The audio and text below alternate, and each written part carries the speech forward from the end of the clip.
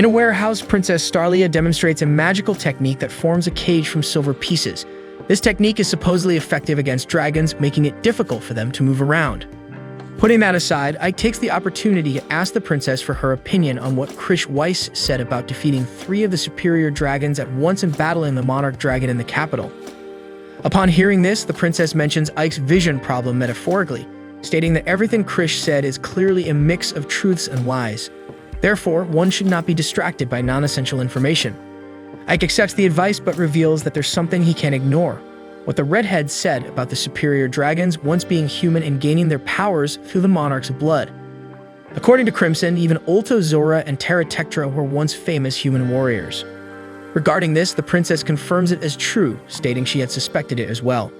She uses the twins Majorca and Fu as examples, saying that individuals born with high levels of magical power often have non-human characteristics, and the more powerful they are, the more pronounced these characteristics become. So the question remains about the fact that the highest ordered dragons are so similar to humans. They are not imitating humans, but rather humans who have become dragons. Contemplating this, Ike is apprehensive about the upcoming battle, but Starlia says it's easier to fight when dealing with a different species. After all, humans hunt other animals for food, so they shouldn't worry about this information about the superior dragons. The fact that they were once human only gives more reason for this conflict, so Ike should not hesitate. These are the enemies that must be eliminated for their survival. Meanwhile, Ragna wakes up from a nightmare and asks Crimson what time it is. The redhead replies that it's 3 a.m. on the 9th day. The two then catch up on each other's progress, both doing well in their respective roles, especially Crimson, who believes he helped the magicians significantly with the teleportation circle issue. Leaving that aside, he mentions that Ragna is wondering why he advised against using Silverine battle arts, a silver art. But before answering, he asks if Ragna could defeat Wolt Kemwi if they fought right now. With some difficulty, Ragna admits that he couldn't. Crimson is relieved because his partner at least has that much sense. Wolt Kemwi is formidable even among the superior dragons, so it's better for Ragna not to confront him at this moment. Moreover, this is the reason for not being able to use Silverine battle arts. The adversaries already know Ragna is a human emitting Silverine from his body, and a common superior dragon wouldn't stand a chance against him. If they discover Ragna's location, Ulto Zora won't hesitate to call Kamui, who will undoubtedly appear instantly. In the current situation, that would be a certain defeat. Therefore, Ragna's only option is to try to save as many people as he can. Meanwhile, Ike descends a ladder and enters a corridor. When he finds Fu acting strangely and asks who the woman is that ended up making this circle much better, Ike thinks it's good. However, Fu feels humiliated because, in their interaction, Crimson proved to be much more intelligent than him without any arrogance. The circle has improved so much that Fu no longer feels like it's his creation. Back in the cell, the twins return the poor, shattered Mr. Slime to Ragna. After going through all this humiliation, the little one becomes quite sad because he lost the pride of being a superior life form above humans and dragons and having gone through all that. Ragna didn't even know Slime had any sense of pride, but Crimson soon arrives in the cell and asks why the guy returned to this place. Ragna says he can only relax in this location. In any case, Crimson confirms whether the guy saved half of the Silverine in his body and tells him to infuse all the remaining in a single weapon for him to use. In this case, he just needs to take a sword from the princess, but must do it as deep as possible underground to avoid drawing attention from the lineage. Before Crimson leaves, Ragna asks to talk to Mr. Slime, who is in bad shape. What the redhead does is slap him so hard that the little creature splats on the ground and then gets up all happy, as if it doesn't remember anything. The wizard confirms that only a good hit is needed for Slime to forget any bad memories. That said, he tells Slime to keep an eye on Ragna until the end of the imminent battle. Next, the wizard says that the battle will probably start around sunset, so it's good to prepare as quickly as possible. Before leaving, the princess appears. She asks Crimson about the people who were suddenly becoming discontented but have calmed down, but the wizard says he knows nothing. Anyway, there's also something the girl wants to discuss with Ragna alone. He follows her through a corridor, and then she says that normally she would prefer to create a weapon just for him. Unfortunately, time is short, so he'll have to settle for one of the ones she presents to him.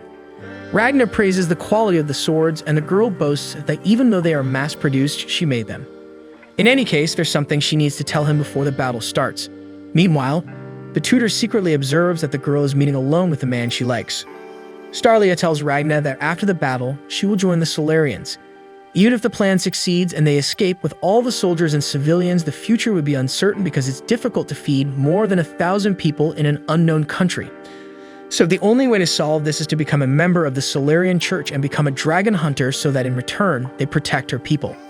Ragna then asks if she knows what the Solarians are like, and the princess responds that they tried to recruit her once. She was not pleased with the offer and refused, but the situation is different now.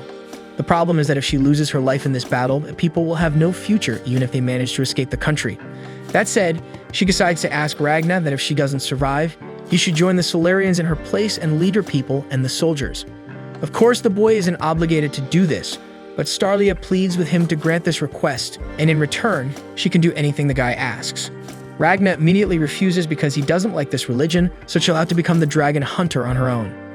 The girl says she couldn't do it, and this leaves Ragna wondering why she's acting as if death is certain. Starlia says she has always lived based on her intuition rather than common sense, and that's what made her who she is today. Deep down, she recalls that since they began facing the blood of the wing, she has had this premonition that she is destined to die at the base, but she doesn't want to show this weakness. Therefore, she says that as a commander, it's natural to prepare for this kind of situation. Now changing her stance, the princess becomes more authoritative, abandoning the desire to make him like her. She points her swords at the guy and comments on him, saying that she could use him. So the guy is her subordinate in this battle and must obey her. With this, Ragna thinks about how incredible the princess is. During battles, he rarely thinks about dying at the base, and when he does, he imagines that it would be okay if it happened. The princess, on the other hand, is fully prepared for the worst, making him see her as much more capable than he is. And finally, as he always wanted people like her to survive in his place, in response, Ragna uses Silverine's battle arts, putting the rest of his power into the three swords, and says that Ulto Zora, Terra Tectra, and the dragon army will perish before his blades.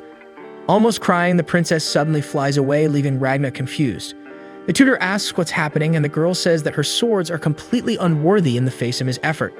With all this, and after the compliments, the girl feels completely humiliated, but this increases her determination not to kick the bucket so soon, to still get stronger and forge great swords. When the dragons start to appear, the citizens of the capital wonder why the creatures are coming out of the royal palace, and soon the attack begins. For some reason, the soldiers remain motionless and then start firing at the population. It turns out they are all under the control of Ulto Zora. Even the sword-wielding hunters end up being hit. From the people on the ground, red lines of energy begin to rise to the sphere of the Borgias dragon, which has already started to regenerate its body. Through a vision beyond reach, the progenitor observes the entire massacre with a sad face. She remembers Borgias' request to feed on these humans, and that about 500,000 would be enough, but all of this would be so he can give his own life for the progenitor. Besides, Nebulan would take on the role of commanding the beasts, a good opportunity for him to gain experience. Anyway, the ancient dragon knows he won't live for much longer, so this is a chance to use the remainder of his life for the monarch. Moreover, after surviving the madness of the ancient monarch and the destruction of the lineage, Borgias lived only with the desire to see the lineage restored, and this wish was fulfilled by the progenitor. With this, Woltakemui appears totally insensitive and says to let the old man do whatever he wants. He even supports this line of thinking. Back in the present, at the base, the sun is already setting and the Silver Brigade is gearing up for the arrival of the enemies. With a few words from Ulto Zora, tentacles emerge from the ground, and the princess realizes that the barriers she had placed in the earth have been broken. Despite it being a massive attack, she believes the base can withstand it. However, at that moment in the sky, Terra Tectra appears in its dragon form. It begins to descend, and Starlia is on the verge of despair, but she remembers a tip from Crimson to counter this attack. The impact causes minimal damage, while Ulto was certain it would explode the cliff. Through mental communication, Terra Tectra states that it was neutralized just before the collision. We see Ragna standing at the edge of the fissure formed by the collision, and it's revealed that it was the swords emitting the Silverine that halted the attack. They still don't know that this is the Reaper they fear so much, so Ulto refrains from calling Kamui. Terra Tectra asks for the warrior's name, and internally the warrior reflects on being terrible at talking to people but hating to speak with dragons. Thus, the response is silence. With that, Terra Tectra decides to communicate through violence. In the base, Ike, the guy with glasses, waits for the arrival of the enemies along with the rest of the Silver Brigade behind the bright protective barrier. Instead of dragons coming out of the hole in the wall, humans with zombie-like appearances enter. They explain that they were brought to serve as food for the dragons but managed to escape. The people request shelter and plead with the soldiers not to shoot as they continue to approach. It's at this moment that Ike recalls Crimson talking about Ulto Zora's chemical synthesis power enabling the hypnosis of victims. He tells the others not to lower their weapons, but now the zombies are too close for long-range combat, leaving only close-quarters combat. Nevertheless, the brigade manages to defend well against the zombified foes. Ike is no exception but hesitates when a child zombie appears to attack him. Luckily, Princess Steria shows no mercy and takes out all the advancing invaders. She takes the opportunity to say that they can only save the lives of the civilians they are defending and the soldiers beside each of them. Anyone beyond those mentioned must be eliminated without mercy, or she will have to do it herself. The speech works and the soldiers start attacking fiercely. Steria leaves Ike in charge of the base while she calls the twins, Chris and Tutor Nazarena, to join her in attacking the forest. In the distance, Olto Zora is impressed with the princess's actions, but he comments that everything is going as planned. He intends to give a lesson on the battlefield, but the lessons will cost the princess her life. Meanwhile, we learn more about the superior dragons, also known as mature lineage members. Talent is usually measured by the maturation time, with faster maturation indicating greater power. The average is 10 to 15 years, and the quickest ones are ready in just 1 year, while Terratectra, for example, took 20 years. During the fight against Ragna, we discover that he doesn't have much talent as a lineage member, but he accumulated significant power during his time as a human. Using silverine-infused swords, Ragna lands several attacks on the enemy. After damaging the armor a bit, the blades get stuck in a crack in Terratectra's shoulder. A superior dragon then uses its own flaming blood to counterattack. Ragna acknowledges that the opponent is tough. He used all his power in the last strike, but couldn't cut off the dragon's arm. Terratectra praises the human's strength, but Ragna refuses the admiration. Descending near the enemy, he releases one of the swords and takes off the glove from his right hand, determined to defeat this opponent in the next attack. Regardless of what the dragon will do, the boy intends to crush its magic and win, but he needs a high amount of silverine to do so. The problem is that his silverine battle art is dormant in his body for now, so he needs to create another power source outside his body, becoming one with the sword. The blade starts emanating an immense aura of power. Understanding the human's action, Terratectra prepares to use all its strength as well, intending to see which attack will prove superior in this showdown. Ragna then uses the Dragon Slayer attack, Flash of the Hunt, while the opponent uses the seismic cannon. The blows collide, causing an absurd shockwave. While this battle is taking place, Steria is using her power strategically, delegating power to others for greater utility. We see the arm team flying with silver pieces as if they were the Silver Surfer.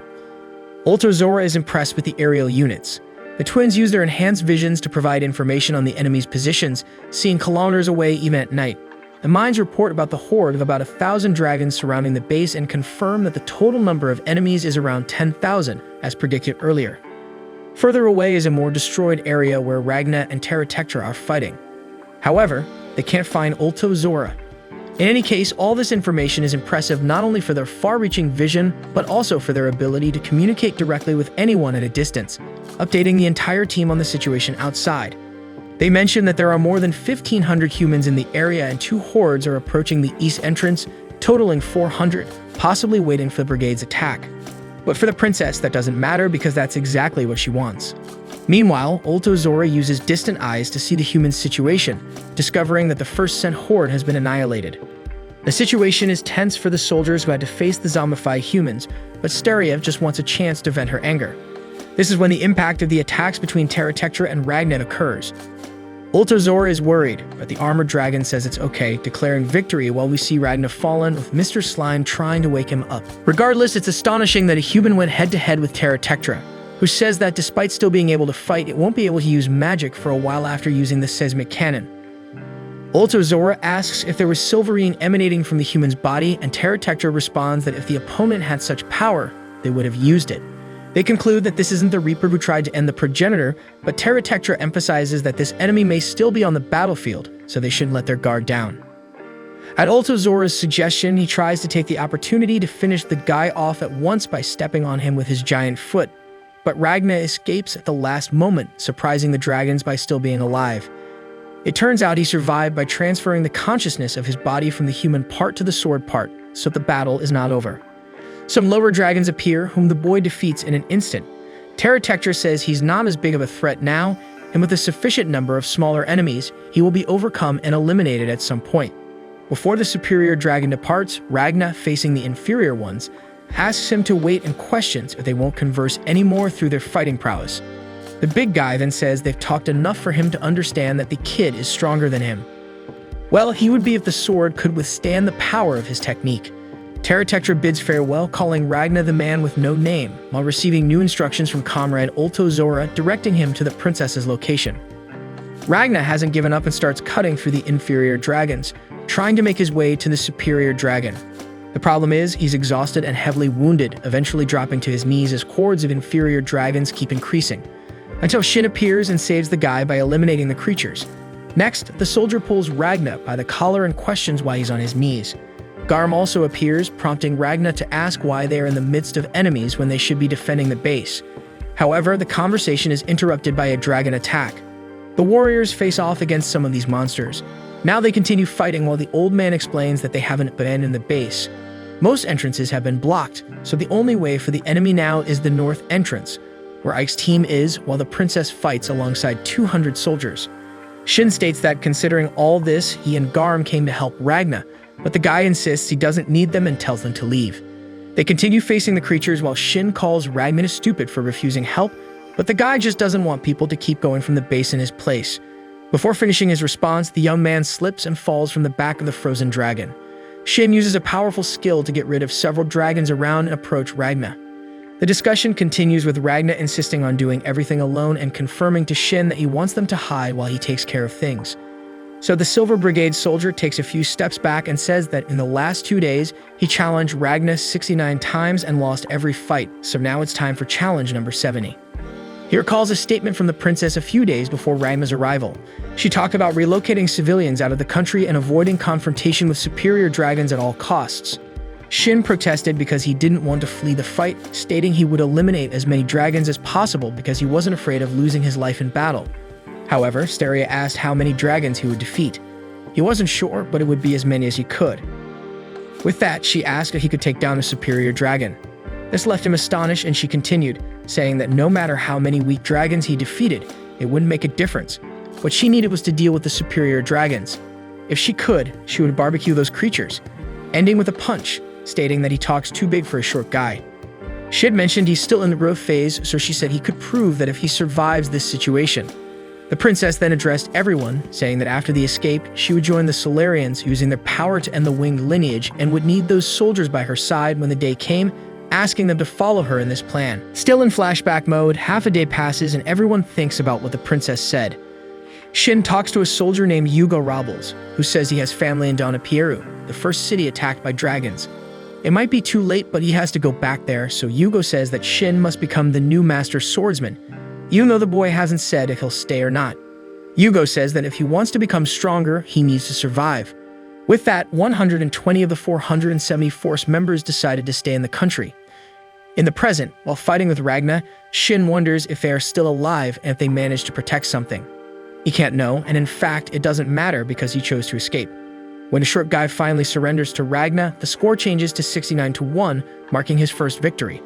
Then he pulls the guy by the hair to say that this is their battle, between those who chose to flee to survive and the dragons wanting to exterminate them. No matter how strong this guy is or the reason he fights, he can't just show up later and act like a big hero. Ending the conversation, the old man has already cleared the area around them. He starts boasting about wanting to get stronger, but Mr. Slime draws their attention not to lose focus because the eruption dragon escaped and they need to go after it. So they walk away, with Shin planning to hunt and eliminate the 5th seat of the lineage. Meanwhile, the princess creates a cage of magic barriers, questioning if Ultozora thought he would have an advantage in the forest where she can simply turn the forest into her territory. The twin is warned that the ground dragons have retreated and no aerial shooter was lost. On the ground, damages were minimal, and the soldiers remain willing to fight. With this small victory, the magic circle is doing well, mainly because they added a vertical dimension to level everything. For the princess, the biggest advantage is that they don't need to win, just survive to gather enough energy from the defeated dragons to use in the teleportation magic. The problem is that Ultozora has analyzed the princess well, both her extraordinary actions in this battle and what has been recorded about her. The dragon knows that she wouldn't risk the citizens' lives in a senseless battle, so he has figured out her intention, which is to use the magic absorption circle to take the energy from the eliminated dragons and use it for teleportation magic. Ultozora knows this because when he was part of the Solarians, they were studying how to use dragon energy in combat, and now he's seeing the studies being successfully implemented. In short, he knows exactly the human's plan. Princess Steria possesses an incredible ocular ability. It's not any Byakugan, but she can perceive the aura emitted by all of creation. Dragons, however, lack this aura, but that doesn't mean Steria can't recognize these creatures. She perceives them as dark masses, contrasting with the natural brilliance of the world. Thus, she can identify the dragons. The problem is that the forest she's in has become draconic and everything around has turned completely dark. In this place, the princess can't perceive the movement of the dragons. As a result, the movement of people under Zora's control made her realize something was wrong. Steria notices a strange pattern in the movement of zombies and quickly understands that it's not random. The superior dragon already knows that only humans can be teleported within the magical circle's area, at least that's how he interpreted it. So the strategy is to have the zombified humans fill that area to increase the magic needed for teleportation since, in a way, they are still human. Thus, the princess's strategy is compromised for now. Despite these adversities, the princess prefers not to act clueless and remains resolute. An unnoticed dragon attempts a fire attack, but Steria uses a magical barrier to protect herself and her followers. Nevertheless, the power is impressive because it comes from a dragon that has lived long enough to become experienced. These inferior and median dragons can learn some of the spells of the mature dragons that created them. The princess asks if the Smekbers can aim from above, but the aerial support is occupied with several small tornadoes created by other dragons. To Zora, mature dragons are the perfect pawns of the lineage, as dozens of elite hunters would need to unite to defeat just one of them, and at the moment, they have about 40. The superior dragon feels quite content with this situation. The advantage is clear. When Steria tries to attack a nearby enemy dragon, another smaller one uses a barrier spell to stop the attack. This protective barrier doesn't allow anything from outside to pass through, but it allows anything from inside to pass out without any problem. Meanwhile, Zora calculates that the magic absorption area of the circle is 2 kilometers, something that surpasses the magical capabilities a country like this could normally create on its own. Therefore, it's clear that there is something more behind all of this. The superior dragon recalls Nebula mentioning not seeing the face, but there was a woman with white hair and a black dress who used a magic perhaps more powerful than his own barrier magic.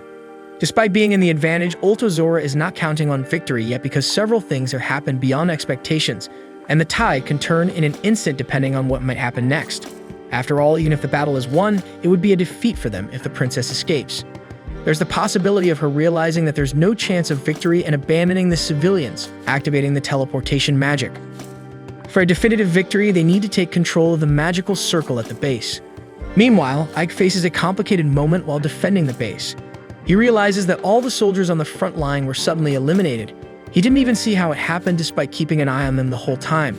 The current enemy is a white dragon with purple eyes, which when opened makes all magical defense grids disappear. The creature approaches while Ike can only try to decipher what's happening. Regardless, knowing that even though small, this must be a mature dragon, Ike orders the men to fall back to the second line of defense and requests support from the marksman.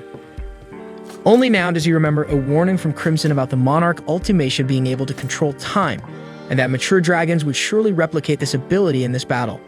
That's exactly what's happening, and the creature not only stops time but also releases powerful energy bursts, wiping out several soldiers at once and knocking Ike to the ground.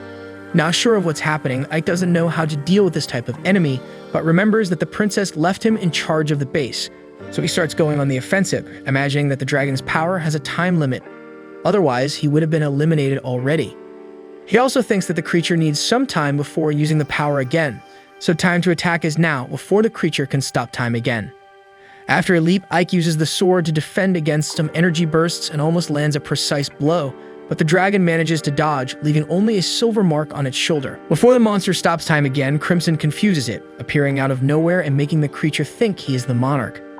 The mage throws a spherical grenade in the air, and still confused, the dragon decides to stop time. But this turns out to be its worst mistake, since as soon as time stops, the magical grenade activates, emitting a good amount of sunlight, burning the dragon completely. With the creature eliminated, time starts passing again, while Ike and the others are confused and somewhat blinded too. Crimson explains the magical grenade, which is a weapon that emits accumulated sunlight, but this one was modified to explode automatically when it detected that time had stopped. And that's precisely what makes it so effective, because with time stopped, the dragon continues to be burned by the sunlight, as a normal grenade would just explode and end the effect immediately. The agony prevents the creatures from thinking straight, and they end up not being able to process what's happening.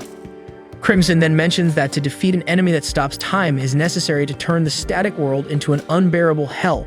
At least that's the simplest way. At this moment, Ike notices other people on the scene, who are the 1,500 citizens who were under the brigade's protection. They told Crimson that they didn't want to stand still while the soldiers fought alone, so the mage felt touched and equipped them with weapons. But of course, with this redhead, there's always something behind it. These people are hypnotized, and Crimson does the same with Ike and the other soldiers so that they think everything is fine, because the mage already knows that Obliterate has figured out the teleportation plan and placed the zombies in the circle area to double the amount of magic needed. Therefore, for Crimson, the best way out is to have the hypnotized face the zombified to reduce the number of humans in the effect area. Meanwhile, the 13th member of the lineage Urshgulrun is tearing down walls in an attempt to bypass the barriers on the way to the base. However, he can't succeed, so he starts shouting in frustration. Unluckily for him, the noise bothers Fu, who is dealing with stress due to insomnia. Fu prepares to launch an attack while recalling the conversation with the princess about needing nearly 18,000 lesser dragons to activate the magic. The number is concerning, but the guy explains that defeating medium or mature dragons would bring dozens or even hundreds of times more magical power to the circle. Finally, he informs that he will take a nap when the fight begins. Having said that, in the present, Fu defeats Urshgulrun in the blink of an eye, using the power of his right arm, and absorbs all the dragon's magical energy. He feels satisfied for having taken down this enemy before losing control. The problem is that Majorca and the others start beating him up to regain consciousness, claiming that he had lost control of his arm. Apparently, it was just Majorca's plan to get rid of her colleague and take his place in the hierarchy. Meanwhile, Crimson is impressed with Fu's power and gains significant interest in the brigade, wanting to take control of them with minimal damage. At this moment, the Roots break down a few more walls and civilians defend themselves with the weapons provided by Crimson. Fu is confused by the presence of civilians and the weapons, but Crimson is more concerned about the pressure from the forest that is beginning to overcome the princess's barriers. They need to strengthen the magical circle's defenses or it will be the end for humans.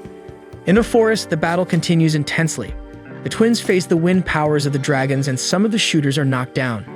Meanwhile, down below, the little dragon who created the barrier is quite happy with the situation. However, the shield is soon broken from above, and the creature begins to worry until being heavily struck by a warrior. At this moment, Obliterate realizes there was a miscalculation. He didn't anticipate that the princess would dispatch her troops to break the shield with their own strength instead of continuing to shoot from a distance. Thus, he concludes that the more insane the commander, the more insane his men. In the meantime, a warrior informs Steria that they have taken care of the fire-spitting dragon, but the other one with thorns is not around. She suggests he is probably on the cliff. She is ready to dispatch the troops again when the wind dragons start attacking from above after overcoming the brigade's air force.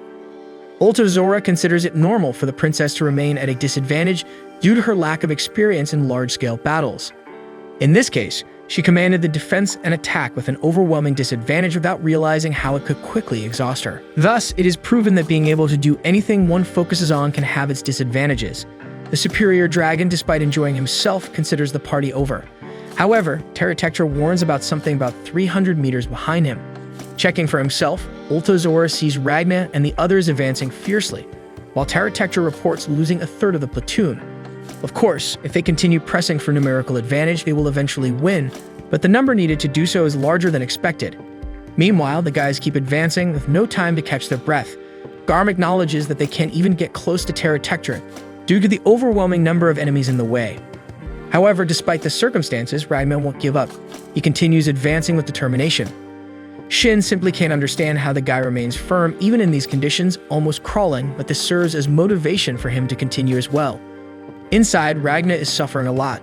He can't breathe, feels pain, cold, and the urge to stop, but he knows he can't give up now. He needs to hunt Terratectra, Obliterate, and the horde of dragons to collect the magic. He wants to protect everyone on his own, so no one else has to lose their life. At this moment, he remembers what Shin said earlier about him not being able to just show up at the end and act like the big hero. Those words hit Ragna like a punch in the stomach. Anyway, he felt somewhat relieved to hear that, but future Ragna considers it a weakness because he always survived, always was the only one to remain alive. So he thinks he can only stay with people whose deaths won't hurt him or who won't die either. When the three stop in front of another group of dragons, Ragna resumes fighting impressively, taking down all the creatures alone.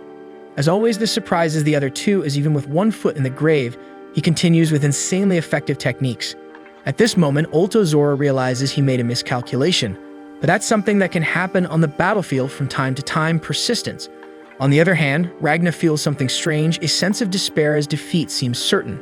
This is common for future Ragna, and at this moment, more than ever, Ragna feels the proximity of his future self, and to him, that is like returning to hell. Ragnar has already learned that the aura flowing through everything in this world does not flow dragons. Instead of this aura, they possess magical power, something beyond that alters this world, and that's why Silverine exists. The world created this power to resist the transformative powers of magic. While Ragnar reflects, enemies approach. With half a second left before the nearest target reaches him, he uses this time to refine Silverine's freezing ability. Ragnar then advances to launch the attack, knowing that he only needs one sword movement to defeat his prey. He also understands that Silverine's battle art is not the only thing that made the future Ragnar so powerful. There's also what he learned from experience, the ability to survive at battle. Imagination is essential. It's hard to accept that all this happened in just half a second, but let's assume the guy has an ultra-fast thought process. Next, Ragnar moves the sword forward, and from the blade's tip emanates a large amount of Silverine, freezing and eliminating all advancing dragons at once. He does all this with the thought that he only needs to mentally visualize the attack's result for everything to happen. And thus he remembers, while facing another group of dragons, that for him, moving a sword is like conjuring the image of a dragon-free future and bringing it into reality. Meanwhile, Terratectra also has his reflections. He knows that when enemies become persistent, they also become more resistant, spreading to others around. Ultazora agrees but says it doesn't matter how much they endure because the princess is already on her last legs, as we can see. The poor thing needs protection because of her injuries. Steria decides to head northwest, so the blonde soldier picks her up and carries her on his shoulder. Besides knowing the princess's condition, Ultazora reveals that he sent Platinum Tyra to attack the base, the one that stopped time, but he can no longer communicate telepathically with her, and Terratectra is also not hearing anything from Urshgoron anymore. Ultazora wonders if they were defeated while receiving information about the air squadrons being shot down as well. The most impressive thing for him is the base defeating the 13th seat and an elite mature dragon so quickly. Confirming that there are 5 minutes left for Terratectra's magic to recharge, Ultazora determines that this is the time the brigade still has to survive. He says he will deal with the soldiers outside and the ones who brought down the air squadron, and asks his colleague to notify when he's ready. Terratectra asks if the companion is really aware of this situation because normally he wouldn't need his help to have a complete picture of the battlefield, and he may be rushing things. Anyway, the big guy's concern is for the princess and her men, so Ultazora reassures him, saying he will handle her. Meanwhile, Ragnar makes a small mistake and sees that the last attack's effect was very different from what he imagined, so he needs to adjust the attack's form. The problem is that Shin suddenly appears and finishes off this dragon. Ragnar is confused until Shin warns that he's helping. Out of nowhere, Ragnar says the short guy is right, remembering that he told him not to act like a hero, and he was right about that too. He concludes that he shouldn't stop anyone who wants to hunt dragons and then apologizes, saying that Shin can fight as much as he wants while he will protect him as much as he wants. This still sounds a bit off the short guy, but Ragnar says that fighting together means covering each other's weaknesses. So he moves forward and the others follow him. Ragnar is internally fighting to overcome hell because for him, the more he experiences desperate situations like his future self went through, the more he adapts to it. Therefore, he wants to overcome this hell to gain the power he has in the future. Shin, on the other hand, doesn't like Ragnar's abyssal power, nor that he hid it until the final minutes, but what he likes the least is getting excited like a child with any sign of approval from him. Meanwhile, Garm already interprets that Ragnar did not have a power growth. It's more like the dormant instincts of a formidable warrior are gradually being recovered. As he suspected before, this guy's powers were refined for a long time, and what can be taken from it is to observe and fight together to absorb and learn what is missing for his technique. In the midst of this battle, Mr. Slime remembers that Crimson only said to keep an eye on the idiotic human, so it should be a problem to eat dragons in the meantime. Everyone's excitement contrasts with the previous moments when everyone was hopeless. At this point, Ultazora decides to use more mature dragons. The first of the Tembrooctaf species has magic that affects the environment to use it to its advantage.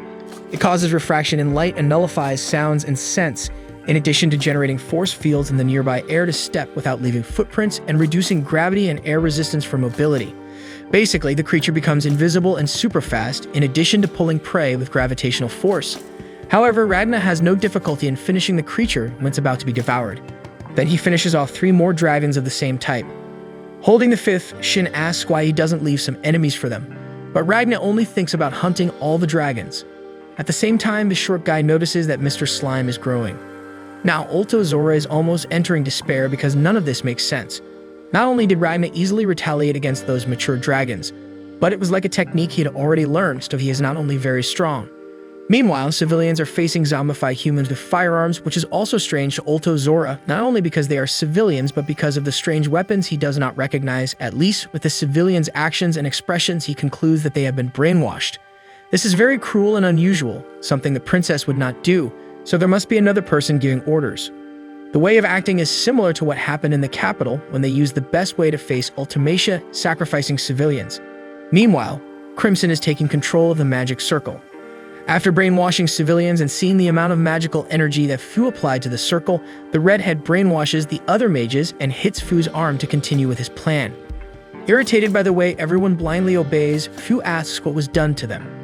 Crimson scoffs, claiming he only turned everyone into friends, while the guy recalls the princess talking about the large mass of death she saw in the redhead. The guy feels the princess was right.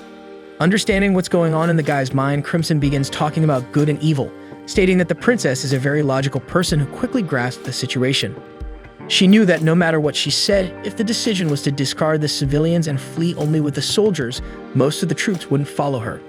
Even if it decreases the chance of survival, soldiers need a purpose, which in this case would be to protect the 1,500 citizens. Crimson continues, saying that now, with most of the army under control and chaos outside, they no longer need such a purpose. To explain the reasoning, he says that wickedness would be sacrificing valuable people for the sake of useless people, which is exactly what's happening. Therefore, good would be the opposite of that. The redhead concludes that the citizens understand their own survival is bleak and chose to sacrifice themselves for the greater good. Fu strongly opposes brainwashing and magical hypnosis, finding these actions terrible. Crimson, being a mage, tells Fu that he doesn't need a purpose like soldiers and warriors do.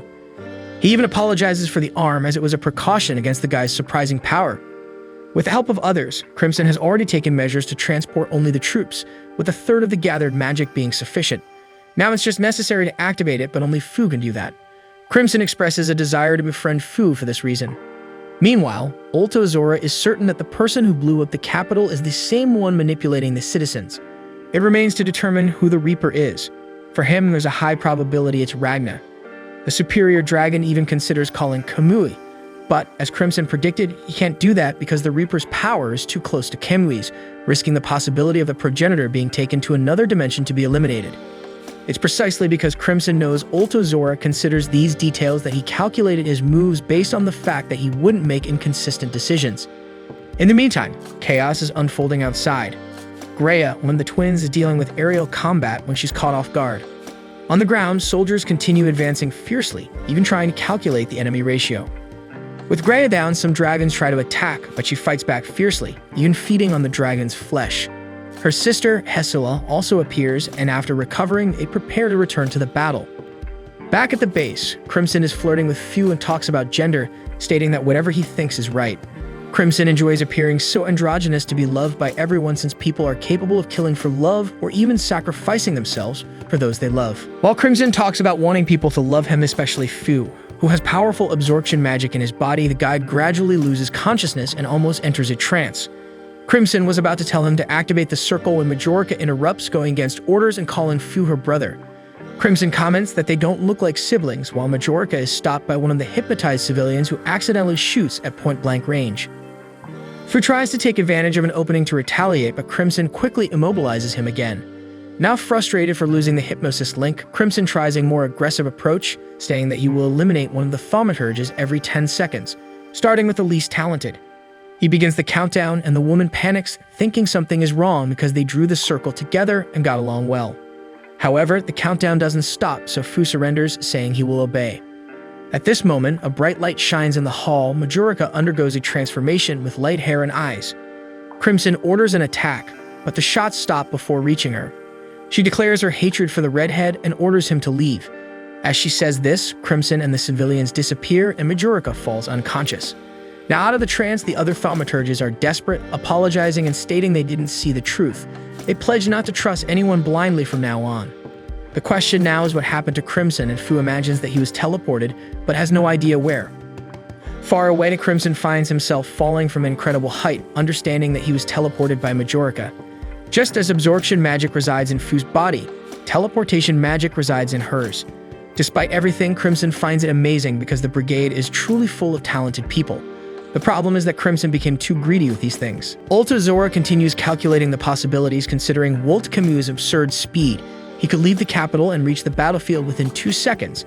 However, the telepathic communication of his lineage has a distance limitation, meaning he would need several medium-sized dragons to send any message to the capital, creating a kind of game of telephone.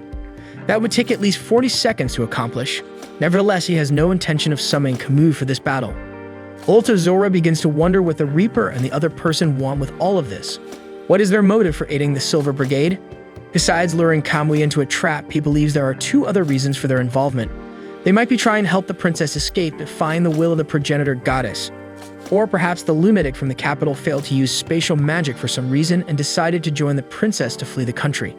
But maybe the guy is just pretending he can't use magic to influence him to call Kamui, enabling them to return to the capital. Despite all these possibilities, the fact remains that the enemy seems to be abandoning civilians to expedite the teleportation. So it's a race between them teleporting and the dragons eliminating the princess first. Therefore, the priority now is to finish off Steria. Meanwhile, Crimson is all battered up after the fall. He hopes the teleportation will be carried out soon, preferably with talented soldiers. Moreover, for Crimson, it's even better if the princess is eliminated in this battle unless he can control her with Ragma's presence.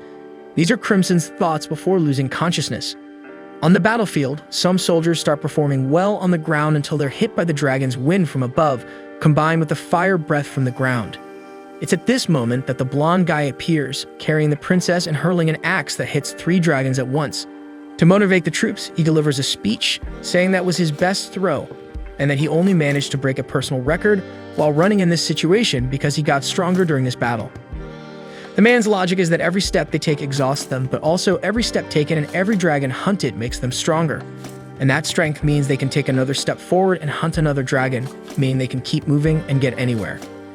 The other soldiers comment that the guy is taking this no pain, no gain talk too seriously, but still, they agree that what's still helping them move forward is their willpower. Meanwhile, the twins are taking down several dragons in succession, and the princess notices this, pleased with her followers' efforts. The girl also remembers when she asked Crimson for help locating Zora despite it being a dangerous move. The mage helped identify the area where the superior dragon could be, saying he would be within a mile of the base, still on the border side.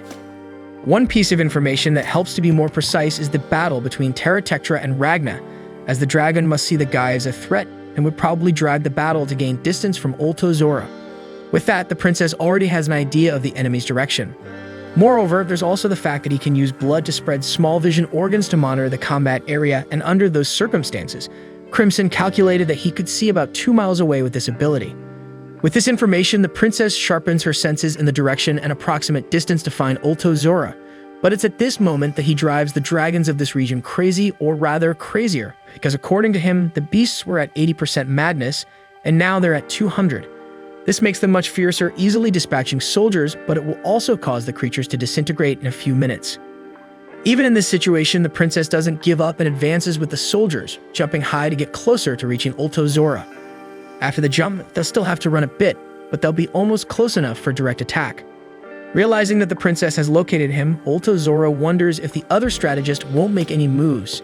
In this case, Crimson, but we know he's not in condition at the moment. Therefore, he releases a purple toxin, imagining that the opponent is preparing a big maneuver, but he finds it too obvious. In a brief moment, the superior dragon catches a glimpse of Lakusha, so Nazarene appears out of nowhere and takes advantage to launch a surprise attack while he's off guard. With the head kicked far away, the body speaks alone to the woman, congratulating her for getting so far without being noticed by his surveillance. Another mouth on the hand starts arguing with the body's mouth, while Nazarena tries to understand if this is a false body since she hit both the brain and the heart. Anyway, with her part done, she starts to move away to leave the rest of the princess. And speaking of her, the girl congratulates the tutor's work because it saved her from using her most powerful technique in the wrong place. Turns out the body on the ground was indeed fake. Zora is actually 100 meters underground.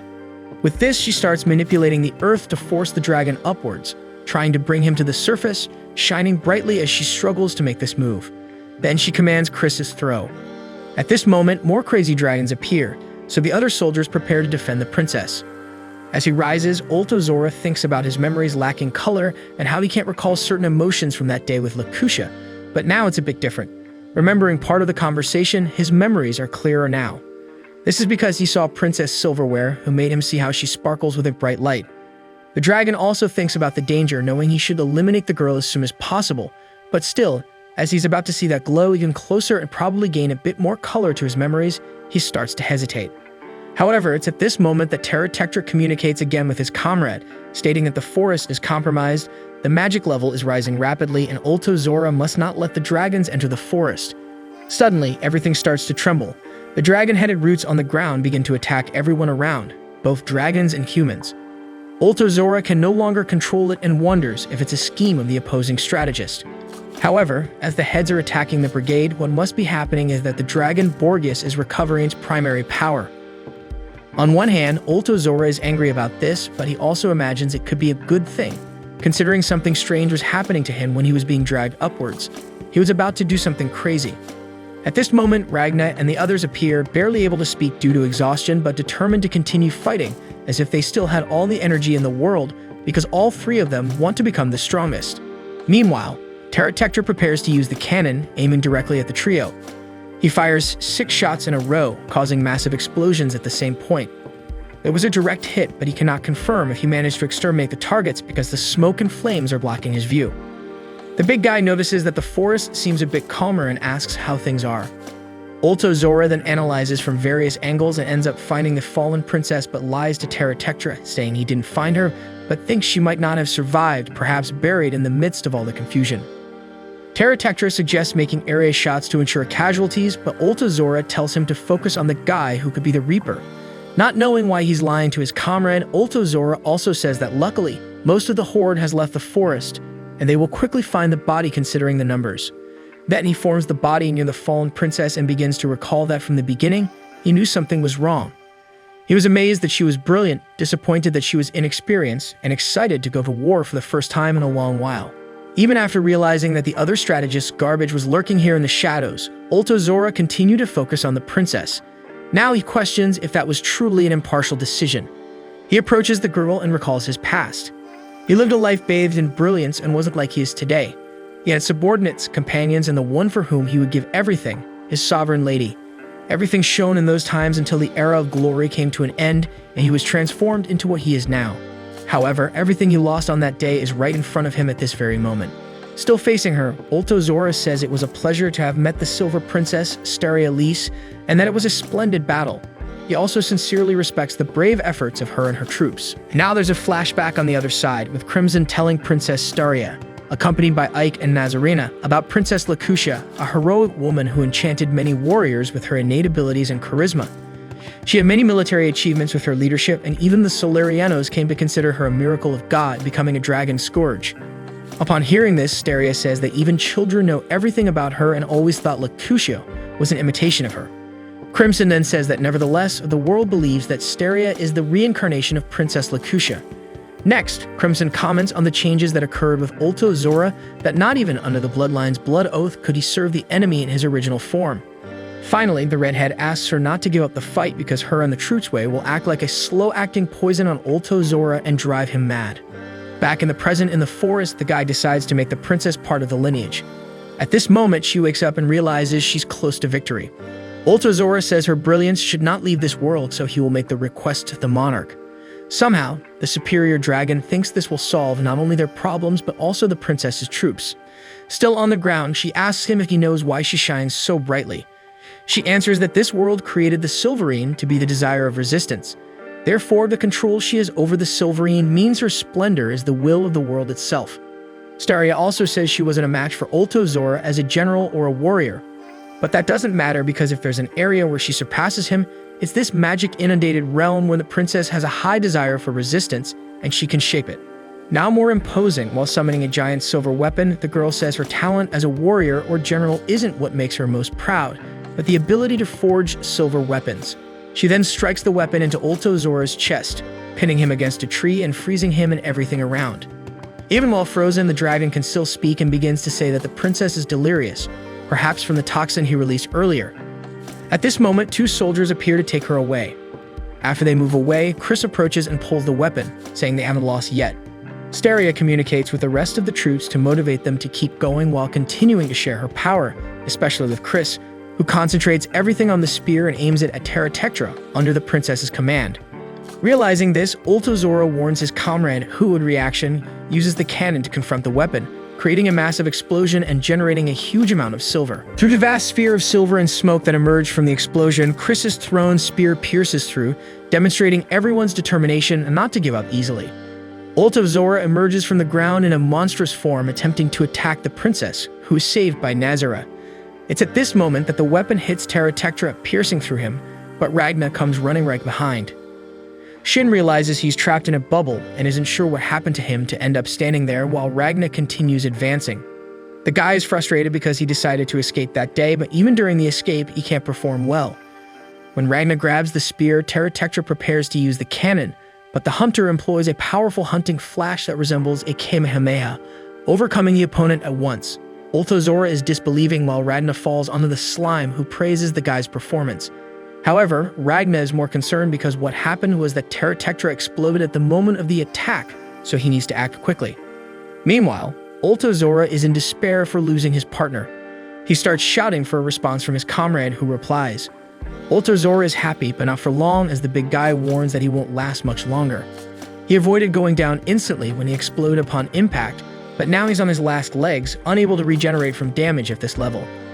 Terratectra mentions that he swore to fulfill his duty without dying, but now he feels so pathetic that he can't express the remorse he feels for his progenitor.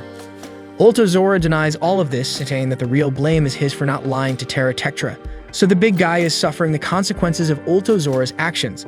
However, the partner says that no one can judge his actions. What matters now is that they prevail. Terratectra also states that it's not Ultozora's fault. He recalls loving Princess Lacutia like a warrior loves his lady, but Ultozora loved her as a man loves a woman.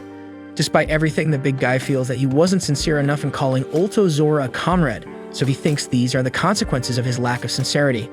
Still, he can think of only one way for them to fulfill this mission, if Ultozora agrees. He doesn't know how to address the other if he can't call them comrade anymore, but still, Ultozora is the commander in this battle and must make the decision. With much agony, the dragon commander decides to send his partner to explode again so that his sacrifice takes the enemies of the progenitor with him. Terratectra apologizes and bids farewell while Ultozora moves away from the area. The big guy then concentrates all his power to cause a massive explosion, sweeping everything in its path. However, Ragna manages to arrive in time to stand between the explosion and the humans. He uses a continuous barrage of silverine to contain the explosion on his side, but the situation is not easy. In the distance, the soldiers notice the brightness of the explosion, and the princess reveals that Terratectra exploded and Ragna is holding the impact, warning that if he succumbs, this entire area will be devastated with no escape. The hunter resists bravely, while Mr. Slime also arrives to offer moral support. Ragna realizes that he can't freeze this side of the explosion, but he can still gather more power. The problem is that the weapon is almost breaking. Observing from afar, the princess wonders if even Ragna has enough power to suppress this impact. Despite being worried, she feels that Ragna is keeping part of his power in reserve. When trying to understand why, she concludes that it's because of her sword, and she begins to lament, realizing that this must be the worst day of her life. The princess is on the ground, feeling completely defeated, recalling that when she decided to fight on the surface, she had 200 soldiers following her, and they were being eliminated one by one. Now only a few are still alive. All others sacrificed themselves following Steria's orders, while she continued to be entirely overwhelmed by affliction several times. At this moment, she stands up, knowing that she just wanted to keep crying, but despite all this, she's not the type to leave her fate in the hands of another person, even if it's the man she loves. Now, much more determined, the princess says she will continue moving forward and will prevail. For this, she still asks for the support of the soldiers on site to take care of everything, while she projects her consciousness near Ragna. When the weapon is almost destroyed, the princess puts her hand on the sword with him and says she won't give up. Meanwhile, Nazarena and the others are protecting her static body from the dragons that still try to attack. Together, they don't give up, and Princess Steria tells him to use every fraction of his strength. The soldiers continue to fight bravely, including Chris with a sword in his mouth and Ike, now without glasses, shooting at the dragons. They encourage each other by exchanging insults, while the twins attack again from the air, Hesela using a firearm and Greya using her paralyzing scream. At the same time, the Arcanists continue working on the magic circle with full focus.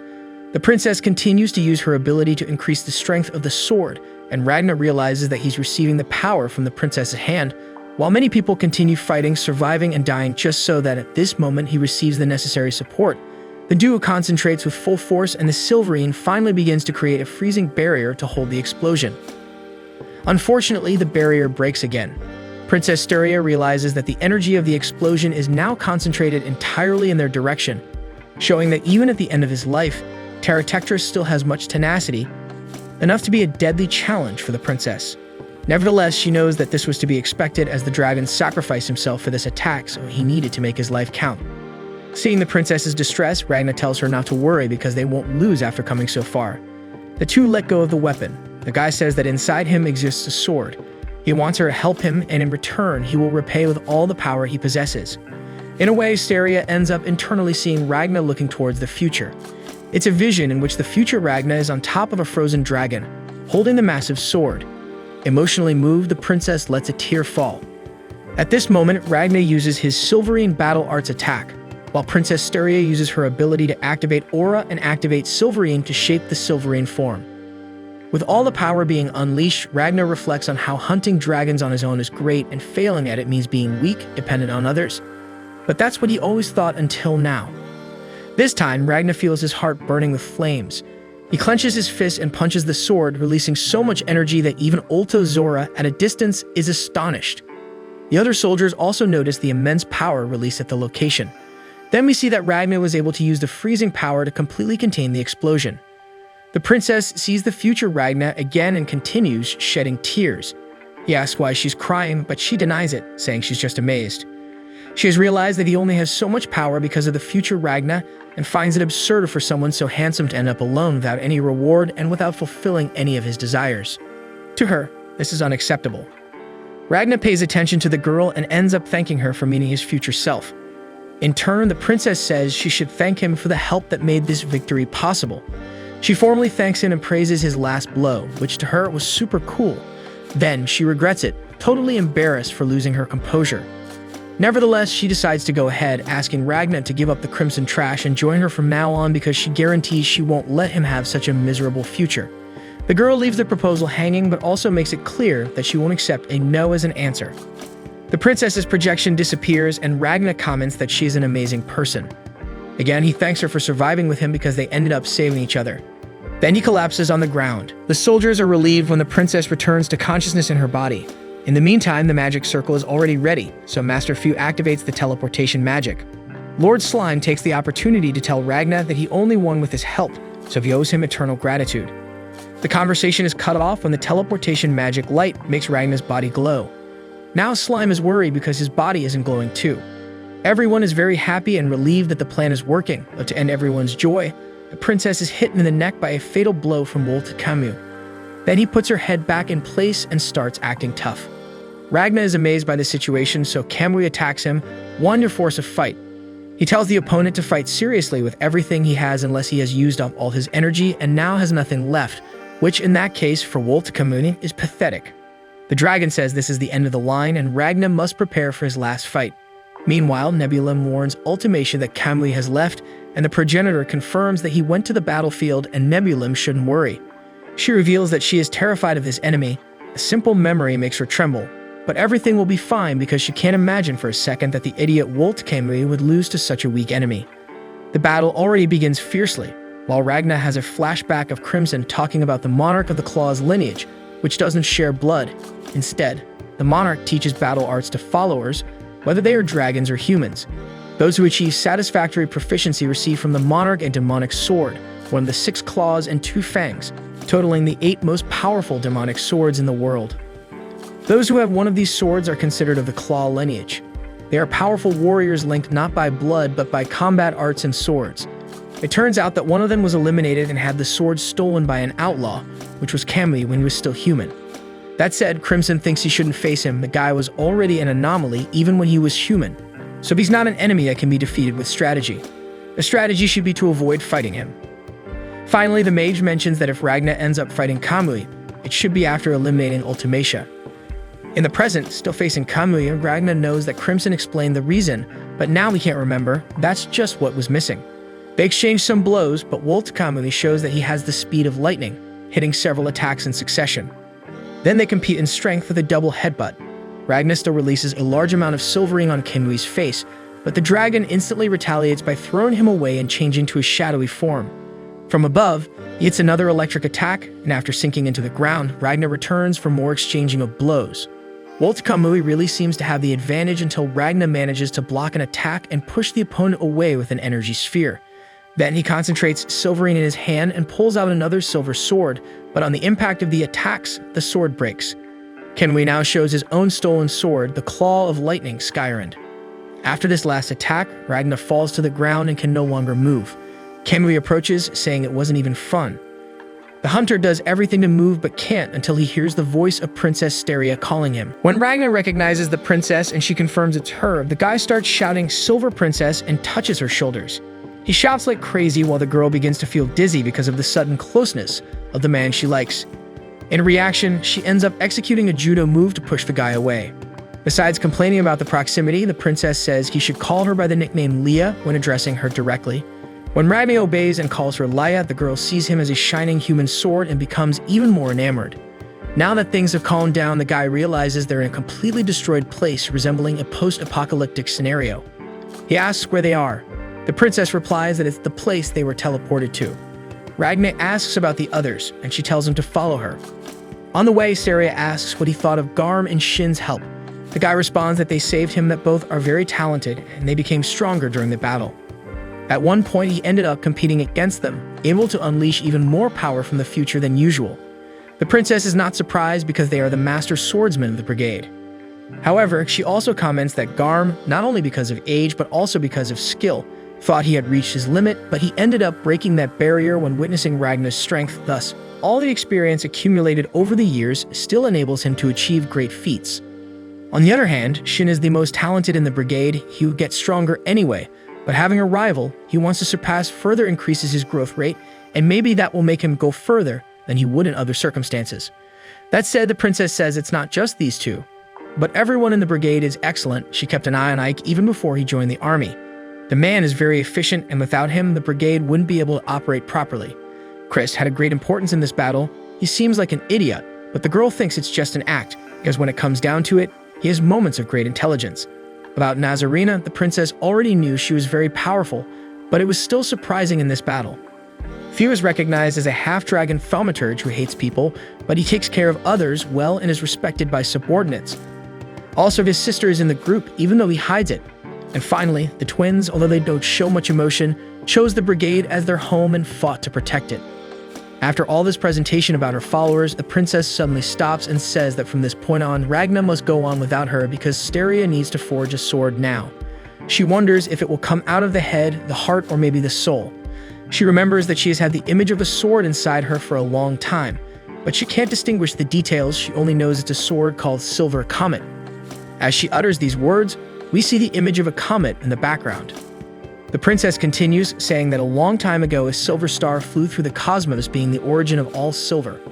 And creating a sword that carries the name of that comet is the princess's reason for living. She says she will do it, even if it means going to the base. Regardless of what happens, she intends to create a sword worthy of Ragnar. Suddenly, the ground beneath the guy gives way, and he starts to fall, while the girl says that actually all she wanted was for them to see each other one last time. Then Ragnar wakes up in another place, all bandaged up again. In the same place, there are Chris and the team of mages. The guy leaves the place and finds himself in a camp, realizing he was inside a tent with the others. Outside, he hears the voice of Mr. Slime, who is trying to boost the morale of the humans, but in a very offensive way. When Slime realizes Ragnar has woken up, he jumps on him happily because the guy is finally standing after sleeping for 2 days. He says all this while calling Ragnar a stupid and idiotic human. At this moment, Ike appears and is also relieved to see that Ragnar has awakened. He then invites the guy to meet a certain person. On the way, the Reaper asked about Shin, so Slime replies that the short guy left alone because he couldn't stand the morning atmosphere either. At this point, some civilians appear asking Ike how long they need to stay in the camp. When Ike replies that they will stay a little longer, one of the men says they are running out of food. A woman asks for medicine for her baby who has a fever. The soldier says he will bring the medicine later but needs to keep moving. The complaints continue, but unfortunately, there's not much he can do at the moment, so he moves on. A little farther away, Ike explains that they managed to teleport 600 civilians, and there are several other camps like this one. About 80 brigade members survived, but few of them can move. As long as it continues like this, they won't be able to do everything that needs to be done. Suddenly, Ike realizes that Ragnar hasn't eaten anything yet. He apologizes and decides to go back to get some military rations, but Ragna says he's more worried about Ike himself. Although he says it's okay, he reveals that he just wanted anything. Because if he stops at this moment, he thinks he won't be able to do anything else. So at least at this moment, he must act on behalf of the princess. With that, Ragna begins to talk about something he felt, but before he can start explaining, a girl appears asking if he's the Reaper. The hunter immediately recognizes the voice and face of Ultimacia and quickly lands a heavy blow that knocks her down instantly. The guy goes crazy, but Ike manages to hold him, trying to explain that this is not the winged monarch. Suddenly, time stops and several other girls with the same appearance appear in front of them. They speak completing each other about how the Reaper is indeed very strong, which confirms the rumor about his battle against the winged monarch in the capital ending in a tie. They even consider going back in time a little because of the one who was attacked, but they decide it's not necessary because they still have several of them. The oldest of the girls decides to become the spokesperson instead. They reveal they are all identical, and the spokesperson comments on the Reaper's resentment toward the dragon woman who has the same face, but then explains that they are not the winged monarch, but the dragon scourge of the Solarian Church. And just like him, they want to destroy the dragons. At this moment, Ike bends down and pleads for forgiveness for Ragna, who is confused from just waking up, and because it was he himself who wanted to bring the Reaper to this place, he should be the one punished. However, Solariana doesn't intend to punish the guy. Furthermore, she believes that if what happened in Lys is true, Ragna must also be a miracle of God, since the value of one of them doesn't even come close to his value. On the other hand, Ragna starts to remember this detail that they have the same face and magic, but they're not dragons. But despite everything Solariana said, she ends up saying that she will grant Ike's request and punish herself after all. They are all miracles of God too, and the loss of one of them shouldn't go unpunished. After vomiting at the sight of so many women identical to Ultimacia, Ragna asks that instead of taking Ike's life, they use the power of time to bring the other one back. The priestess confirms that she can do that, but it's something that consumes a lot of magical power, and it's not worth it for just one of them. With that, the Reaper then says that if they eliminate Ike, he will end each one of them. Thus, the spokesperson ends up agreeing and revives the companion, who soon realizes that she had died. The current spokesperson confirms what happened and asks if she should return to her position as Karula. Then the revived one denies it because she doesn't know what happened while she was dead, so the other one should continue. Seeing this, Ike remembers that some time ago he asked the princess why she didn't want to become a dragon scourge. The answer was simply that she didn't want to become one of them.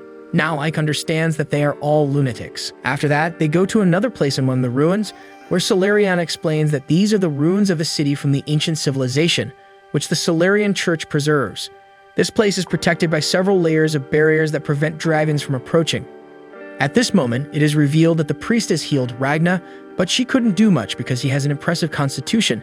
The guy is very resistant to magic, and the more he regains strength, the less effective the magic becomes, and thus, Solariana only managed to save him from almost dying, but he still remains severely injured. Seeing the way she speaks, Ragna can only remember even more of Ultimacia, and this makes him nauseous again, having to ask the girl to cover her face. She understands that it's an uncomfortable image for him, as he hates the monarchs so much. It's at this moment that Nazarena approaches to serve everyone at the table. Ike seems uncomfortable, and when Ragna recognizes the woman, Karula explains that she is also from the Solarian Church. The Scourge explains that outside the territory of the church, people with special abilities are often persecuted, and to avoid this, the church sent agents to various places. In this case, Nazarena's mission was to recruit a potential miracle of God, who would be the Silver Princess of Lys, to join the church. Basically, she had to gain the princess's trust as a tutor or as a private assassin, and when there was no more room for her in Lys, Nazarena would be the bridge between the girl and the church. But the woman failed and now awaits her own punishment. Ike asks if the princess knew about this because he always thought the two were good friends. Nazarena responds that it's hard to say what the princess thought, but she thinks that if the girl knew, she wouldn't forgive her. Having said that, she steps away after serving the tea. The Reaper refuses the drink, so only the girl and the slime drink it. Then, calling Ragna master, she invites him to be a dragon scourge. The guy immediately responds no, even though Karula says that his constitution seems very much like a miracle from the god of the sun, and it's this kind of people that the church is looking for. While the slime shrubbles on the ground after burning its tongue with the tea, the priestess mentions that the Reaper's deeds in Lys make him perfectly capable of becoming a scourge, and the benefits are very good. As a last attempt, she says they won't be able to receive the refugees from Lys if he doesn't join the church.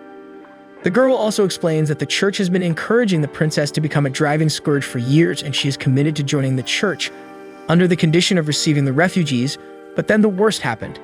When she says that if they only had the princess's head, they could have done something, Ragna notices a glint in a distant building. The priestess concludes by saying that since the princess couldn't make it to the church, they can't accept the refugees unless the Reaper accepts the proposal. Ragna remembers the state of the people in the camp and asks why she didn't help with teleportation if she's so powerful. So she replies that person's value is determined by their achievements, and the princess was a candidate who should show adequate proof of being a miracle of God. But she couldn't, unlike Ragna, who seems to have been chosen by the god of the sun. The guy says he doesn't care about that divinity, so Karula comments that everyone receives blessings from the god even without knowing, 2 examples being sunlight and silver. Angry, the Reaper destroys the table, asking why the god doesn't come down to destroy all the dragons. Without a response, Ragna says that the church will receive the refugees and in return, he will end the winged monarch. The girl approves the proposal while returning the tea to the cup. After all this, Ike apologizes for using Ragna as a bargaining chip, but the guy knows that he did what had to be done. Under the excuse of needing to go, Ragna steps away, accompanied only by the slime, but in fact, he goes to the building where he saw that glint, where he finds Crimson. After being completely healed in a laboratory, Ragna recognizes the place and asks if he was fixed, so Crimson explains that the base has self-repair capabilities, otherwise Ragna would never have been forgiven. Additionally, since he had nothing to do for the past 2 days, Crimson also advanced the repairs and even reconnected the base to the surface of the moon. In another part of the base, Ragna sees Chimera and greets her, but she says she doesn't know him. The Golem also speaks up, saying he's in this place too, but he can't be seen, yet Ragna already states that he doesn't like him. The slime then tells everyone to be quiet because they're in the presence of Master Crimson, who mentions that he learned the details of the battle and talks about the princess's death. The redhead says that's bad, but there's nothing they can do, so they should just be grateful that Ragna is still alive. Crimson also mentions that the Battle of Lys is over, and although they didn't win, they gained some benefits. From now on, they will work to create a combat force centered around Ragna. The next step will be taken within 3 years when the restoration of the glow chamber is complete. For Ragna, the battle is not over because Ultimacia still lives, but Crimson says that at the moment the chances of victory are low, and if Ragna wants to ensure victory, they need to prepare and wait for the right moment. Ragna, as impatient as ever, says he wants to win now. Understanding what's going on, Crimson says that winning earlier won't bring the Silver Princess back. He then mentions that several members of the Silver Brigade survived, and they could fight alongside Ragna one day, which would make the soldiers stronger and everyone would avenge the princess. At this moment, Ragna reveals that the princess is still alive. Crimson finds this impossible, but Ragna explains that at the end of the battle, they connected deeply through their auras and he still feels the connection even on the moon. In the madness of battle, he hadn't understood, but now he finds it strange how things happened. After the attack, Woltekamui put the princess's head back on her neck, and it stayed in place as if it were a magnet, but Ragna doesn't know why Kami did that. Still, Crimson doesn't think this proves that the woman survived. Ragna then regrets usually letting people monopolize the conversation when they start talking because he should have told the soldiers from the beginning that Steria is still alive. He wants to see her again. Finally, he asks Crimson for help because the battle is not over yet. The mage says he can't act on something so doubtful, and when Ragna says he's sure of what he's saying, the redhead also comments that Ragna can't defeat Woltekamui. The issue is that the enemy has time control magic, Kamui, and preparation on their side. Just to counter the time control, they would need the element of surprise, but they don't have that now. Ragna insists on dealing with Kamui while Crimson would deal with Ultimacia, because being the former monarch, Crimson can surely do something. But the redhead says he would need time to prepare for this something, and there's no reason to fight at the moment. However, Ragna thinks the princess is reason enough. She's an amazing person, and they also need her to destroy the dragons. Crimson disagrees because they already have Ragna himself. The combat unit centered on him would be the greatest force of dragon destruction when armed with Silverine on Ragna. Of course, the princess would be a great asset if she were present, but it's not necessary. For Crimson, with Ragna strengthening the troop and him commanding, the princess is not a resource worth risking a battle with so much disadvantage. Finally, he says that Ragna swore to destroy the dragons with him, not the princess, and the hunter must follow him to survive. Ragna doesn't quite understand what he means by survive, so the former monarch explains that the hunter is still alive purely by luck. By chance, he ended up being the only survivor in each battle, basically being carried by a miraculous wave of coincidences. But his next action could be when luck runs out. Upon hearing this, Ragna thinks of all those who perished around him while he survived alone, finding it weird that this is luck and not a curse. But that's what makes him decide not to rely on luck anymore. He will make everyone survive because he now understands why he wants to fight. It's not for revenge or fear of losing things, but because he wants everyone to survive and laugh together. Therefore, he decides not to ask Crimson for help anymore. With the hunter determined to go alone, the golem comments that telling the brigade that Steria is still alive will make them return to Lys, where they will fight a battle with no chance of victory, meaning Ragna would be sending them to certain death. Obviously, that's not what Ragna wants. He remembers Shin and the others' willpower, so he says that even if that happens, it wouldn't be his fault. With that, Crimson realizes that he messed up and there's nothing more to do. At Ragna's request, he summons the door that leads to Earth but warns the guy he will regret it. Suddenly, the hunter feels the effect of the poison he took earlier, which would only take effect if he rebelled against Crimson. When the guy falls flat on the floor, the redhead comments that a tool that cannot be used must be broken and reproposed. The golem is amazed by the scene, but Crimson is calm because he only needs Silverine's battle arts, and he can recreate that power in another person using Ragna's body as a research object. Furthermore, he can use the brain to make a zombie. These crazy ideas make the mage laugh, but it's at this moment that Ragna wakes up. The guy is alive, just a little dizzy, so he thinks it was all a bluff by Crimson. However, the former monarch was serious, and now he panics because the gene-destructive nanobots controlled by artificial intelligence have nothing to do with magic, so they should have killed the hunter. Even though he's kind of sored, he should be at least half dead. To calm the mage, Ragna pats him, ends up exerting too much force and throws him away. Then the guy asks why Crimson's words don't motivate him. While Chimera tries to hit the hunter, he talks about a memory from the future when they first met. Future Ragna immediately eliminated Crimson, but found it strange that he didn't have a heart. The hunter asks where the heart is, mentioning that the words and actions of the brigade members keep him motivated and moving forward, surely because everyone risks their own lives, but Crimson is different. He always has a plan for the next time. Anyway, the chances of victory at the moment are low but not zero, so if Crimson can't accept the challenge now, Ragna asks when he will eradicate the lineage. The redhead makes the Chimeras stop attacking and tells Ragna to follow his path and do whatever he wants, then he self-destructs and moves on with a new body to rest. With this situation, the slime becomes sad and starts to cry. On the ground, the Reaper finds the soldiers. They already know that the princess is alive because of Kri's arm, that he can only move through the connection with her power. So since he can still move it, they already know the truth and are willing to go rescue Steria. In the meantime, Camley is indeed with her. The girl asks why she's still alive, so he explains that the head obviously reconnects when it's put back right after the cut. Then he shows a mark on her neck and says that if the Reaper or any of his companions get close to her, or if she leaves the capital, she will be based instantly. Anyway, her life has only been prolonged a little but not for long because Ulto Zora is resentful for having lost his comrade. Regarding the battle, the princess discovers that Camley was already at the scene. He says he was just planning to take a look, but ended up getting entertained. At that moment, his arm dissolves into silver and his body begins to crack, so Camley rebuilds the body with a burst of electric power and says that the Reaper left a beautiful scar on him despite having rebuilt his own body several times. That's why the princess is still alive. Walter Camley wants to fight the Reaper again, but with him in his best form, and he knows that the princess can help the guy overcome his own limits. The girl mentions that she's going to die anyway when Ragna arrives, so Camley confirms and says that for this reason, she has to make a sword for the Reaper, one that can go head-to-head against his claws. Meanwhile, Ultimacia prays, swearing to destroy God's enemies and recover his power, and asks him to speak to her again when this happens. Without announcing himself, Borgias appears in his new humanoid body and asks what God said to her. The monarch comments that she's not used to this new appearance of his. The elder then says that he's still getting used to having his own arms and legs and having a young appearance. Next, the girl asks about the enemies.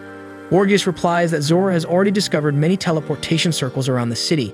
Speaking of Zora, Borgias thinks he'll only regain sanity after avenging Terra Tectra, and maybe not even then. We see then that the strategist is really out of it when he realizes that the sun hasn't risen. Upon receiving the information, Borgias goes directly to Nebulum to warn that the sun disappeared out of nowhere. Nebulum says it's alright, he did it. As he's in the place created by the former monarch through the manipulation of time and space, he managed to create an area of eternal night throughout the capital himself. The young man then apologizes for not asking permission for this because he ended up getting carried away.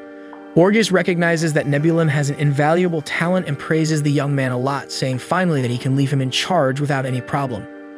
He mentions that the former monarch was very cold, unlike Ultimacia, who cries for them and shows true feelings, so Nebulum must take care of her for him. Meanwhile, Woltakamur recalls his own story. His mother was electrocuted during childbirth. People tried to capture or get rid of him, so he eliminated everyone. Time passed as he wiped out people and dragons, accumulating power, skill, and weapons until he was complete, But it's not enough, he's fascinated by the Reaper's strength. Eliminating an opponent like that for him must be like surpassing even God's power. Staria is already preparing to forge the most powerful sword in the world. Far away, Ike urges Fu to prepare the portal soon. The thaumaturge says it will be ready by morning. The soldier takes the opportunity to ask about the circles in the capital. So Fu says he prepared them by order of the princess. It was a contingency plan when the new district was being developed anyway. Only magical power is missing for the teleportation to be ready. Ike then gathers the others and goes to Solariana, who agrees to help them with the necessary magical power. In return, she asks for the formula of the magic circle and a little blood from Ragna, Fu, and Majorca. Finally, the priestess said that despite half of the winged lineage being exterminated, their main battle forces still remain. With this, Ragna says they will hunt Ultimacia, because if she perishes, the lineage will go with her.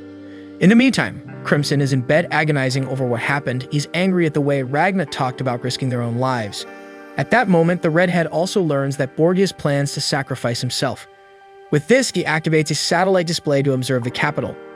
Realizing that the enemies seem to be acting hastily, the mage already gathers the servants and orders them to prepare for battle because he realizes he can use Ragna's attack as bait for them to catch Ultimacia. With the brigade gathered, Ike worries about asking if everyone's well rested, and they throw the question back at him because he's the one who was sleepless. But thankfully, Chris knocked the leader up to rest with a good beating, so everything's fine. Now, onto the mission. He mentions the information Nazarena brought after stopping by the capital about 5 hours ago. The situation is terrible. Not a single citizen survived, and there's a giant tree absorbing nutrients from them. The new district and the old district are in ruins, but on the other hand, a palace district is strangely intact. Furthermore, Nazarena herself comments that she felt an increase in silverine in an area of the palace district. To her, it was the light of incorporated restrictions, so she believes the princess is in that place. Upon hearing this, the brigade starts to celebrate. Ike then comments that the monarch must be there too, so the mission is to rescue the princess and eliminate the monarch. At this moment, he recalls Nazarena's reports that the enemy probably already discovered the teleportation circles because they have a very efficient surveillance network, but still, she managed to infiltrate. The question is, if the enemy has such capabilities to maintain such an efficient surveillance network, how would they have lost sight of a circle that was already there through which she infiltrated? This leads everyone to conclude it's a trap. He doesn't even need to tell the others, but they need to fight, as there's nowhere else to go. Despite having 4 superior dragons left, Solariana says that just by eliminating the monarch, who is the heart of the lineage, the rest will fall together. That's what's in the scripture.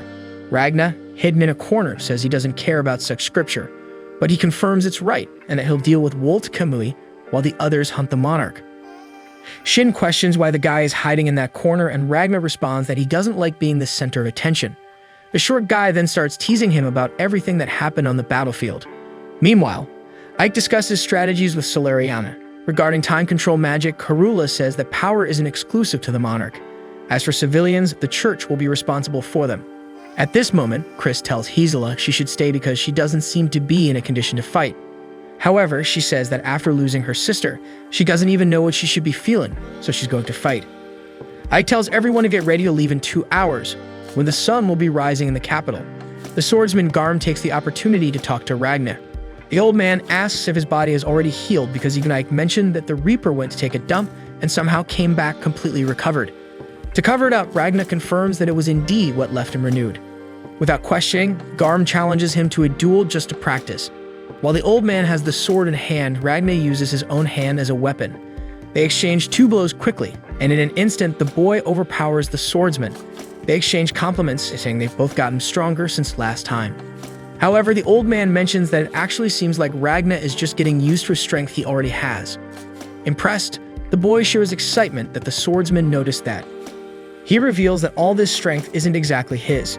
He just received it without working hard, and yet people treat him as someone amazing, but it feels wrong to him.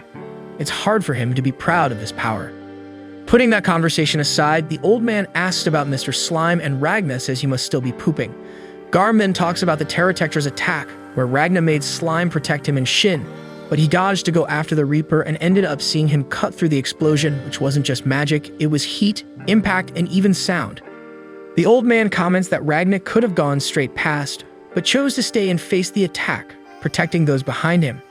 Seeing that, Garm decided to imitate. It wasn't against such a powerful attack, but it was quite complicated, and he managed to do it. With that, he finishes by asking Ragna that even if he feels alone and isn't proud of himself, He should continue leading them and showing his strength because it will make many people overcome their own limits, and maybe some can reach his level. Obviously, Garm intends to be the first person to achieve this. Ragna thinks alone about a future where many people become as strong as him. That future would be great. The time comes for everyone to leave. Majorica was drugged so she wouldn't wake up and want to go along with the teleportation. Of the mages, only few will participate. The others are worried and sad, wanting him to join the church with them, but he wishes only to serve the princess. He walks up to the circle and activates the magic. The red light shines on the floor drawings. Meanwhile, the Solarians use another magic that brings a golden glow to circulate all the soldiers. This is the measure against the time-stopping magic. Karula explains that this will give them 3 minutes of stock time, but Ragna is exempt because it wouldn't affect him. As she speaks, her appearance begins to age.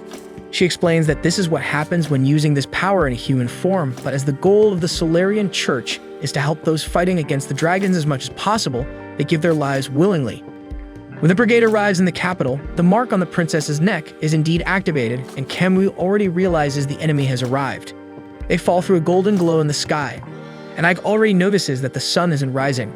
Near the tree, Borgias starts an attack using giant serpents, but is stopped by Zora, who wants to imitate Terra Tectra and protect the progenitor to the last breath, so he wants to deal with the enemies alone first. As he speaks, Ragna hits him with 3 swords, but doesn't cause much damage. When Multikemi reveals himself, Ragna goes straight for him. As he heals from the 3 silver wounds, Ulta Zora tells Borgias to prepare for the trash that will take advantage of this opening.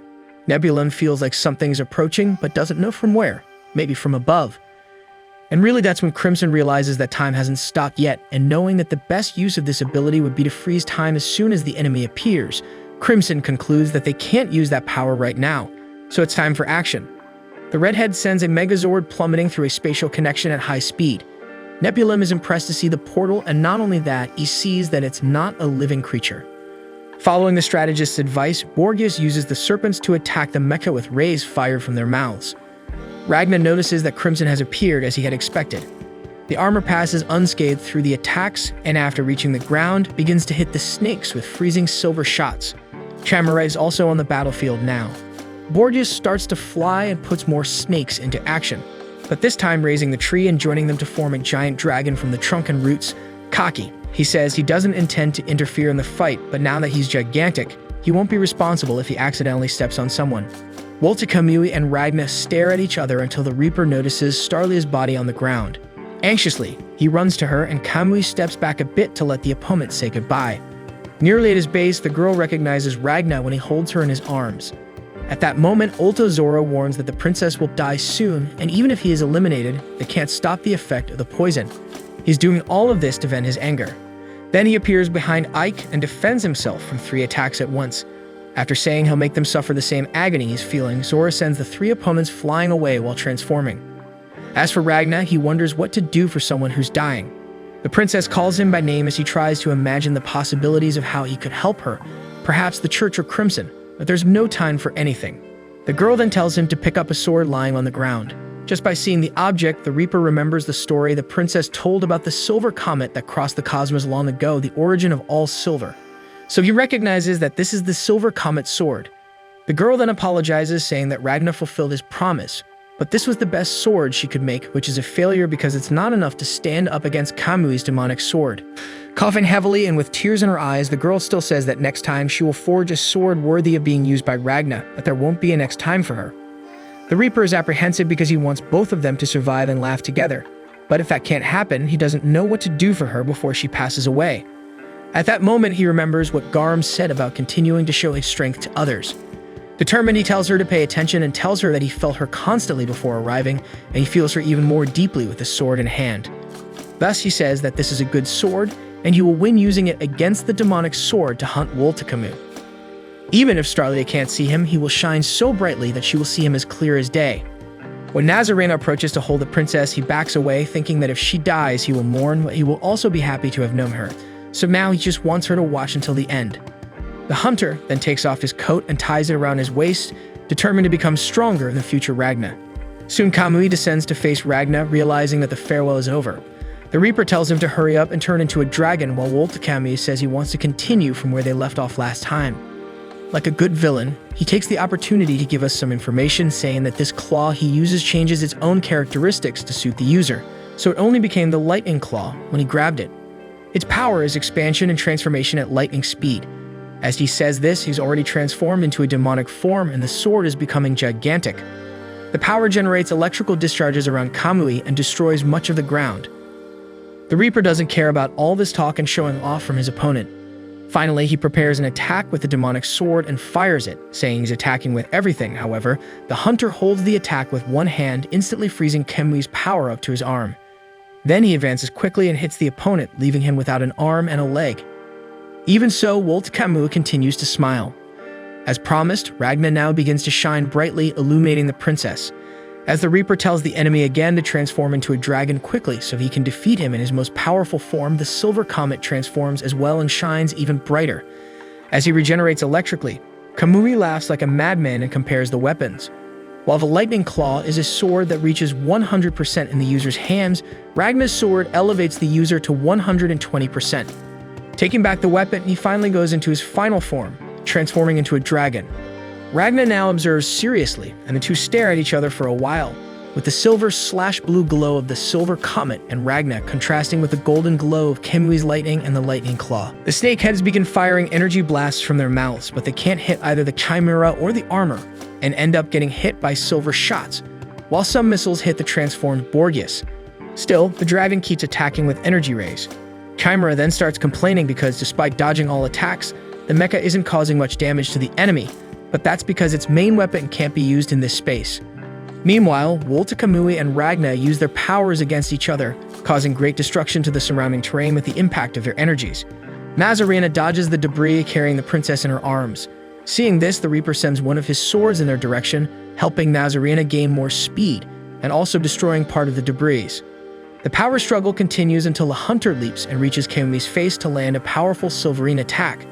The dragon is thrown away but stops in midair and heads back towards its opponent. They wrestle for a brief moment, then Kamui hits Ragna with its tail, and as the guy falls, the dragon advances downward, nearly hitting him with its blade.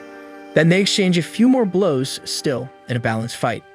Nearby, the Chimera admits that, like the male counterpart, she also wouldn't be able to inflict much damage on this giant dragon. Due to a careless move, the armor ends up colliding with Wolt Kamui and loses one of its arms before falling to the ground. When the giant Borgias prepares a powerful energy attack, Ragna uses a silverine attack that freezes the red ray and pierces the enemy's head, freezing even a part of its neck. However, the Reaper is hit and thrown away, exiting the dome. When the robot realizes the Borgias' situation, it tries to take advantage to attack the vulnerable enemy. However, two more dragon heads sprout from the giant body, while the frozen one falls off. The giant dragon shows no mercy to the enemy and immediately launches a double attack. Meanwhile, the brigade soldiers advance towards Ultozora, who was also transformed, and launch a spike attack at the approaching enemies. To protect themselves, the humans lift a very large rock from the ground, using it as a shield. Seizing the moment, Old Garm appears from behind and lands some blows on the dragon, creating an opening for Shin to attack and freeze Ultozora's tail just before being knocked down by a stone. The superior dragon now feels a bit apprehensive that perhaps is being surpassed, realizing that even after losing the Silver Princess, the humans seem to have become even stronger, especially the Elder, who at this moment jumps among the debris and continues attacking the enemy. The dragon starts to take flight, but Hezela uses her sonic attack, and once again, the swordsman hits it, destroying one of its wings. Ultozora, despite being surpassed, remains confident because it has been releasing an odorless and tasteless toxin since the beginning of the battle. So without the princess's protection, the troops will soon succumb. However, it's at this moment that it realizes Fu absorbing all the toxin through his arm.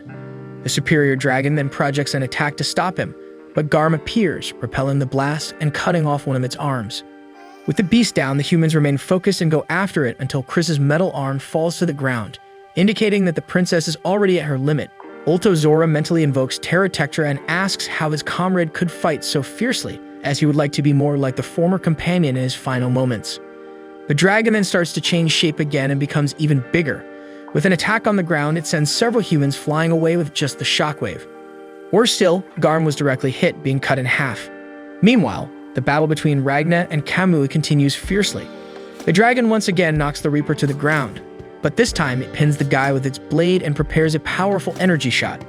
The hunter frees himself in time to hold off the attack with one hand and counterattack with the other in the shape of a sword, dissipating the blast and nearly hitting the opponent, who holds the blade between his hands. Still, the guy keeps pushing the enemy upwards with his power until they reach the stratosphere. They stare at each other and resume attacking. From the ground, Nazarena sees the opponent's lights clashing in the sky and comments to the princess that it's a very beautiful sight. At that moment, Starlia says that the tutor shouldn't be wasting time with someone who is about to die and should just leave her. Seeing the girl in this state, the woman has a flashback to when the princess was a child and she introduced herself for the first time as her tutor. The girl was dismantling a bear with her telekinesis and seemed like a wild animal with many broken things in the room, and upon noticing the woman in the room, she began firing several wooden pieces at her, but Nazarena shows her incredible agility by stopping all the attacks with her hand. Then the woman begins to speak about royalty being a bloodline guaranteed by sovereignty through divine right, meaning the royal lineage is exalted flawlessly, and it's impossible for someone of royal blood to be born with physical defects, logically thinking. Normally, the girl would have been considered stillborn, but what saved her was the hope brought by her peculiar abilities. Suddenly, Starlia starts growling, so the woman tells her to stop acting like a wild beast that doesn't understand what she says because Nazarena knows she's intelligent. She can manipulate the auras emitted by creation, and if she wanted, she could tear a person in half with a simple thought, but she understands that one shouldn't do that because it would ruin the chances of being accepted by others.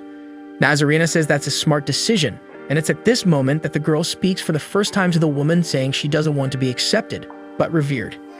With that said, the tutor begins to impart her vision of how she should behave to show her worth, starting with etiquette. In the present, Nazarena bids farewell to the princess as she walks away. Meanwhile, Nebulum starts to feel Crimson's intrusion. The dragon knows the mage is going to try to take control of the alternate space where the progenitor is now. We then see Crimson casting a spell while preparing a jutsu with his hands, all of this to infiltrate the computer system as if he were a magical hacker. Nebulum begins to despair because he has nothing he can do to stop the intruder.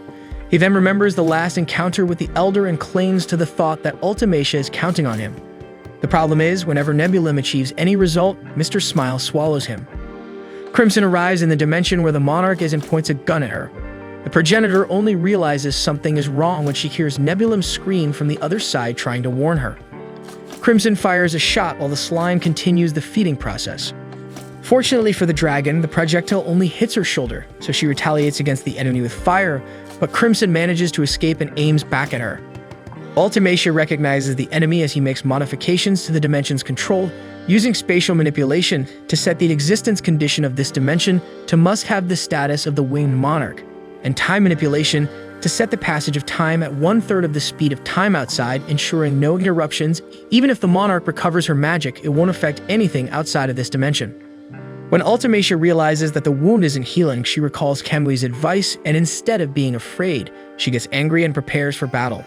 In a flashback, Crimson remembers when he prepared to put his heart back.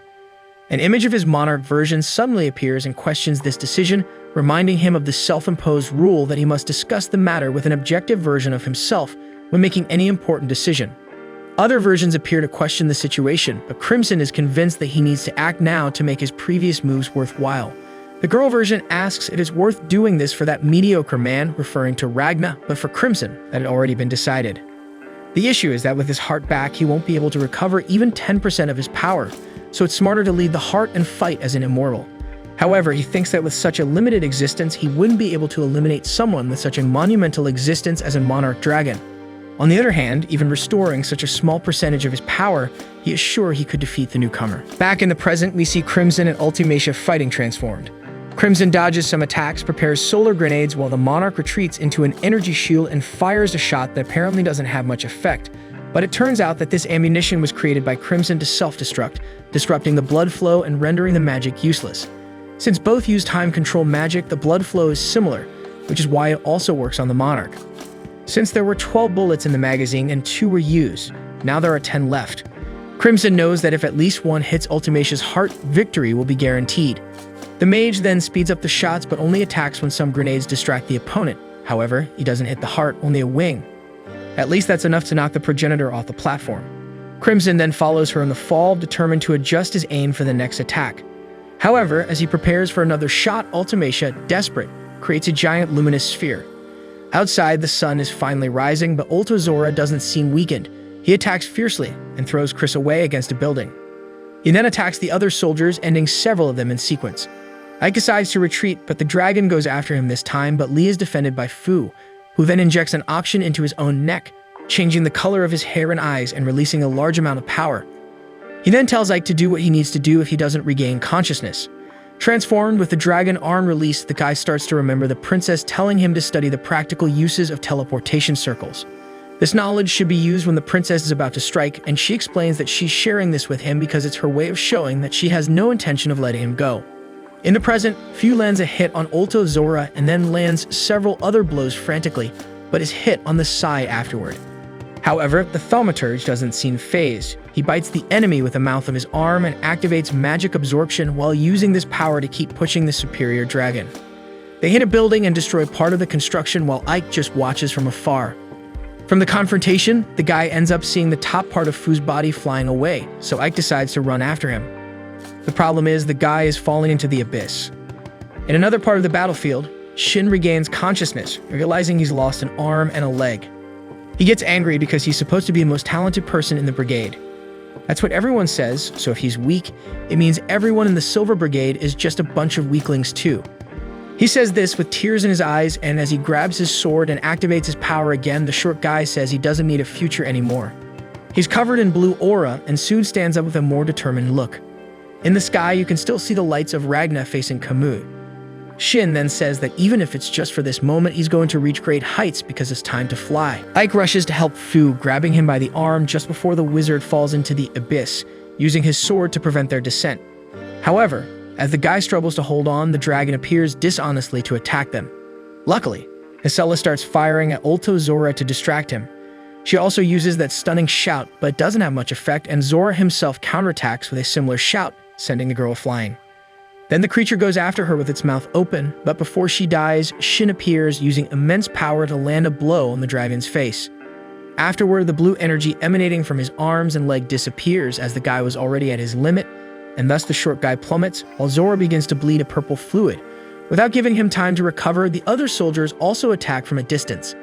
At this moment, Ike has already emerged from the abyss with Fu and is trying to help the guy recover, but the thaumaturge doesn't think it's worth the soldier's concern despite the right decision to prevent him from falling. What he intends is to use all the magic he absorbed to finish off Ulto Zora. Chris was listening to this conversation and offers to help, preventing the dragon from getting away until the attack is ready, which according to Fu, will take 20 seconds. In the name of Garm and Shin, Chris, even with only one arm, is determined as ever and goes after the superior dragon, while we are taken to a flashback. We see Chris as a child and his mother saying that the blood of a great man runs in his veins, so the boy needs to be educated perfectly to be ready for the day the palace summons him. The woman worked as a maid in the palace and became the king's mistress when Chris was born. Maybe all of this was just the delusion of a crazy woman, but she believed it, and the boy was raised to believe it too.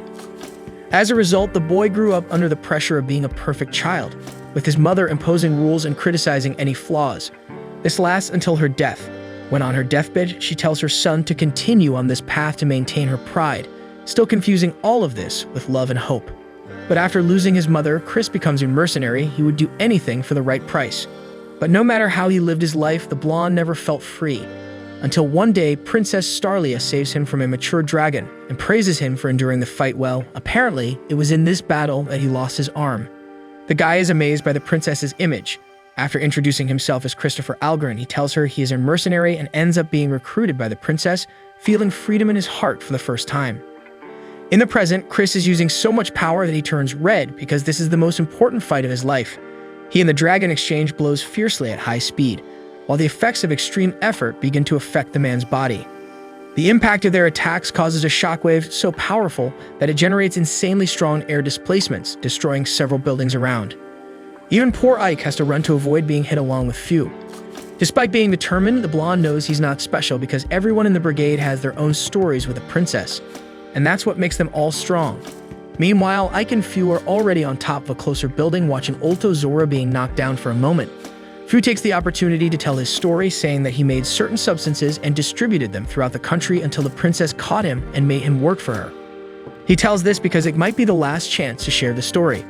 Ike also takes the opportunity and says he was sent to the brigade because he failed to capture those behind the substances. Despite everything, they consider that it was lucky. Ike helps Few raise his arm, already shining with magic, and aim at Ultozora. At this moment, several purple spheres appear around the superior dragon, while Chris holds the axe stuck in one of its limbs. The blonde thinks about how they formed a beautiful team, then several spikes emerge from the spheres, piercing the dragon all over. After that, Ultozora wakes up in his humanoid form, seeing his giant dragon form right in front of him. He first thinks it's a monster, but soon recognizes that it's himself, or rather, a part of himself that was torn off. Suddenly, some flames appear over the purple blood and spread until they reach what's left of the humanoid part. With Ike approaching, Ultozora praises the good work the humans did, saying that this is his honest opinion, and that he would like to reward these enemies with something beyond just their lives. Without saying a word, Ike prepares his sword. Ultozora thinks this is a terrible end, but despite everything, he has no regrets, especially about meeting Princess Lakusha. At this moment, Ike finishes off the superior dragon with a mercy blow. With tears on his face, he remembers the comrades he lost. Then he goes to what's left of Fu's body to close his eyes, and Nazarena also approaches to give the bad news about Princess Starlia. Anyway, Ike knows there is still work to be done, so he stands up. In the meantime, Crimson is having some difficulty dealing with Ultimacia. The dragon woman is launching several attacks in a frenzied sequence. Not all of them seem to be hitting the target, but some hit the redhead's energy shield, who is already fed up with this dispute. Crimson knows that Ultimacia is the weakest of the monarchs, but she has an immense reserve of magic and can overcome most of the superior dragons simply by randomly firing attacks. Seeing that he can't get close, the former monarch decides to make a psychic attack. Magically, he eliminates all the noise and amplifies his own voice to start talking to his opponent. Crimson then calls Ultimacia dreadful because of her appearance and negatively compares her to Karula, stating that only the monarch had to go so far as to become a monster to be special.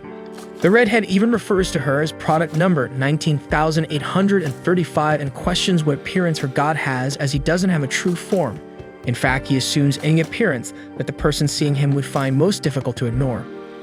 Following this, Crimson questions if Ultimacia's god told her to ravage the country just because a cake shop went bankrupt, like a child throwing a tantrum.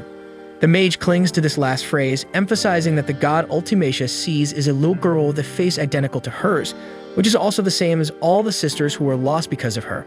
This rents a space in Ultimacia's mind, causing her to recall the reason she came here, initially because she wanted to be kind and didn't want to choose which humans to save, but the person she most wanted to save was herself. Let's then move to another flashback, this time from the Sun Era, in a place called Abyss of Hell. Amidst the war, a Solarian frontline base is shown. At the location, several injured soldiers are being healed by various Karulas.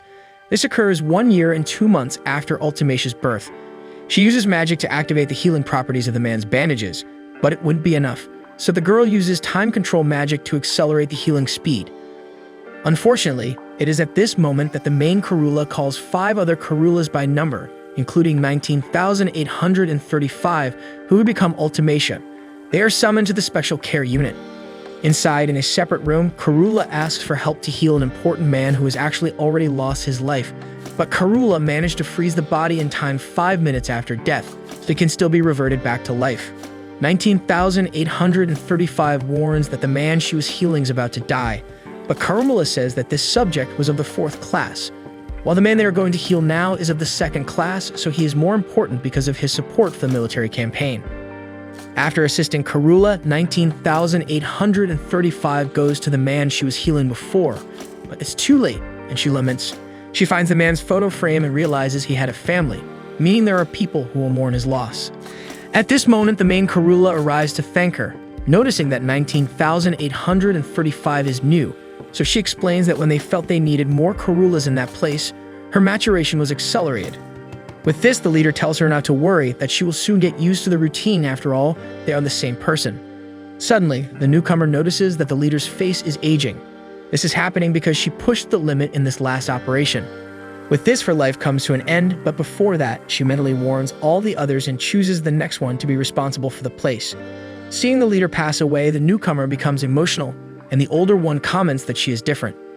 After that, the young woman walks through the installation, reflecting on the fact that this place is the front line between humans and dragons, which makes life very insignificant. At that moment, the man who was healed appears and thanks her for being saved, grateful for being able to obliterate even more dragons. Even knowing that the Karula who healed him is dead, she disguises her sadness and replies that those who work hard for the Lord's cause always have a place in God's heart, and she feels good to be able to help in this process. In the present, Chimera and the mecha continue to face the giant Borgias. Suddenly, the barrier around the area is deactivated. Then the armor transforms into a giant weapon and fires at the dragon. As the main head starts to burn, the smaller ones try to retaliate, but Chimera takes advantage of finally having enough shade and creates darkness serpents to fight the physical serpents. Suddenly, Nebulum contacts the Elder mentally, stating that he has discovered that spatial magic allows a person to approach God under certain conditions, but he thinks the previous winged monarch wanted to become God. He also thinks that he himself could achieve that, but it's already too late, so he leaves the rest to Borgias and apologizes for not living up to his expectations. The Elder denies this statement because the young man has surpassed expectations many times and has a promising future, where he will become the heart of the lineage.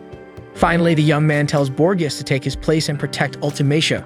Borgias then protests loudly, while in the physical world, the giant is finally brought down. For a brief moment, it seems like Crimson's team has won, but suddenly it turns to night again because the barrier has risen once more. Borgias then reemerges in a new form, apparently even more formidable. With a simple dark attack, he destroys both opponents at once. Then he forms a portal and crosses to the place where Silm is chewing on Nebulum. The dragon releases a burst of energy so powerful that it tears a rift in the ground and leaves nothing in its wake except Nebulum's bones. After that, the superior dragon approaches what remains of the old companion and disciple, remembering some of Ultimatia's words when she introduced herself as one of the greatest leaders of the Solarian Church, Karula, the Saint of Time. The Elder comments that there is nothing more important than protecting the progenitor. As flowers grow among the bones, more words from Karula are heard about her being one of the most valuable humans. Despite the importance of protecting the monarch, at least for now, Borgias only wishes to mourn the loss of his companion.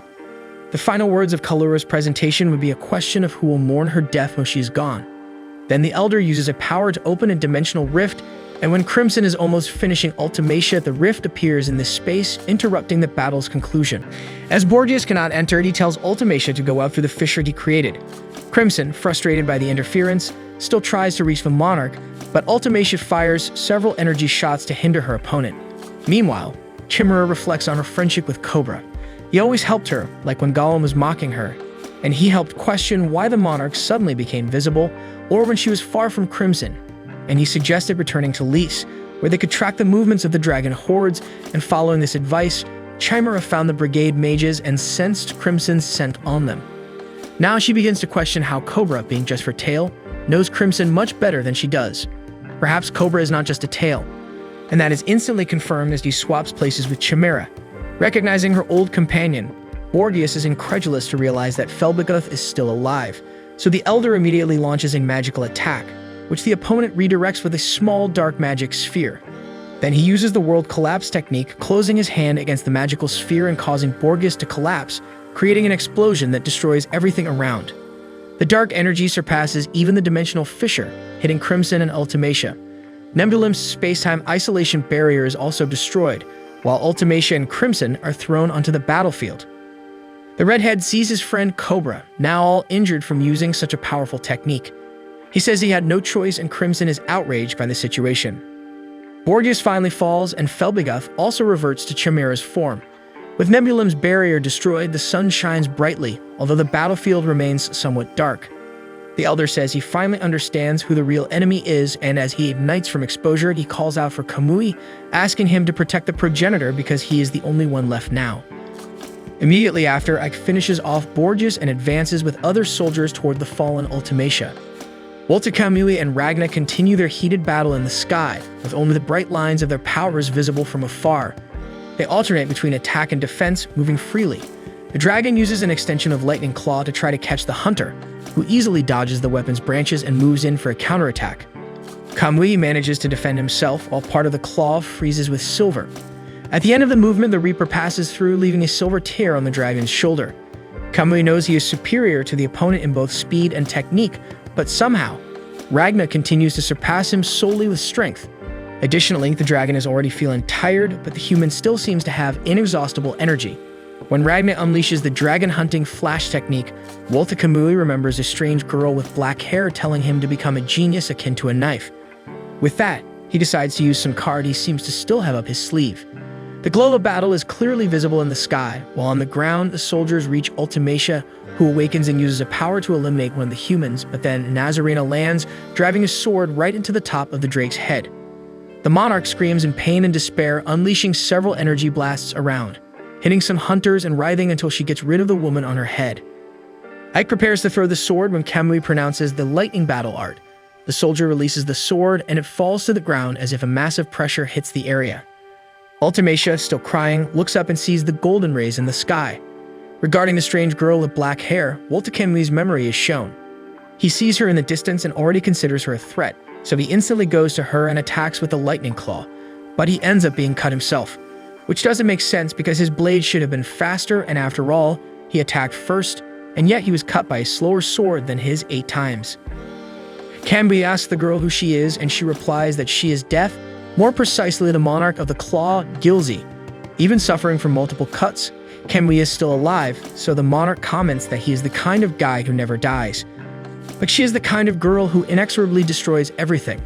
Then Gilzy says she is there to test the blade of the one who defeated her disciple, and as she is already satisfied with the test, she turns away saying she is leaving and that Kamui can use the claw as he wishes. However, the guy takes the opportunity to try to attack once more, and once again, he is the one who gets cut. As he falls, Kamui's head says that this girl can interfere in the cutting process. Then she stops to compliment his quick wit, explaining further that those who cut her inevitably get cut by her, so the process happens no matter what. The head still asks what this means and if what Gilzy is doing isn't cheating. The girl says no because just as the sun rises in the east and sets in the west, she too is absolute. The possibilities of this world are closed. So she apologizes for saying he is the kind of guy who never dies because in reality, he is the brave genius type. Then being the kind of girl who mentors others, she gives him a tip that if he wants to cut her, he must perfect himself, since he overflows with talent, but thinking he is capable of anything, he feels he has reached a limit, so she advises him to face opponents with strengths totally different from his, learn from adversaries, and become a genius akin to a knife. With a smile on his face, Kamui asks where is a good place to find opponents like that because it might be easier for him to just keep challenging her. The girl replies that, from the constant pretentious smile on his face, she understands that the world has disappointed him a bit. After obliterating part of the strongest military force in the world, he felt his goal was close, but now she asks what he thinks of the power gap between the two of them. The guy is super pumped about this, so she mentions that there are opponents even she could defeat if she wanted to. As we return to the present, there's still the comment that this world is full of pleasures to enjoy. After recovering from the last damages, Kamui tells Ragna to get ready. On his left arm, he creates a blade that destroys the Reaper's arm blade. With his right hand, he launches a direct attack, which Ragna narrowly escapes. Then the dragon lets himself be hit in the face to then deliver a knee strike, creating a blade from his knee to pierce the opponent. In the next attack, he aims for the neck. Ragna tries to block the blade with his hand, but the force is so great that it creates a shockwave toward the earth. Speaking of earth, Crimson is crawling on the ground, lamenting for having come so close to eliminating Ultimacia and having been interrupted. He tries to reach for the weapon, but he's too injured. It's at this moment that the mage hears the slime, which speaks status update phrases as it moves. It needs to feed, so it smells dragon and heads towards the area intending to satiate itself. But when it sees its Hesila, it avoids her. Crimson then calls out to it, already holding the arm with the weapon. The redhead tells the slime to take the mine along.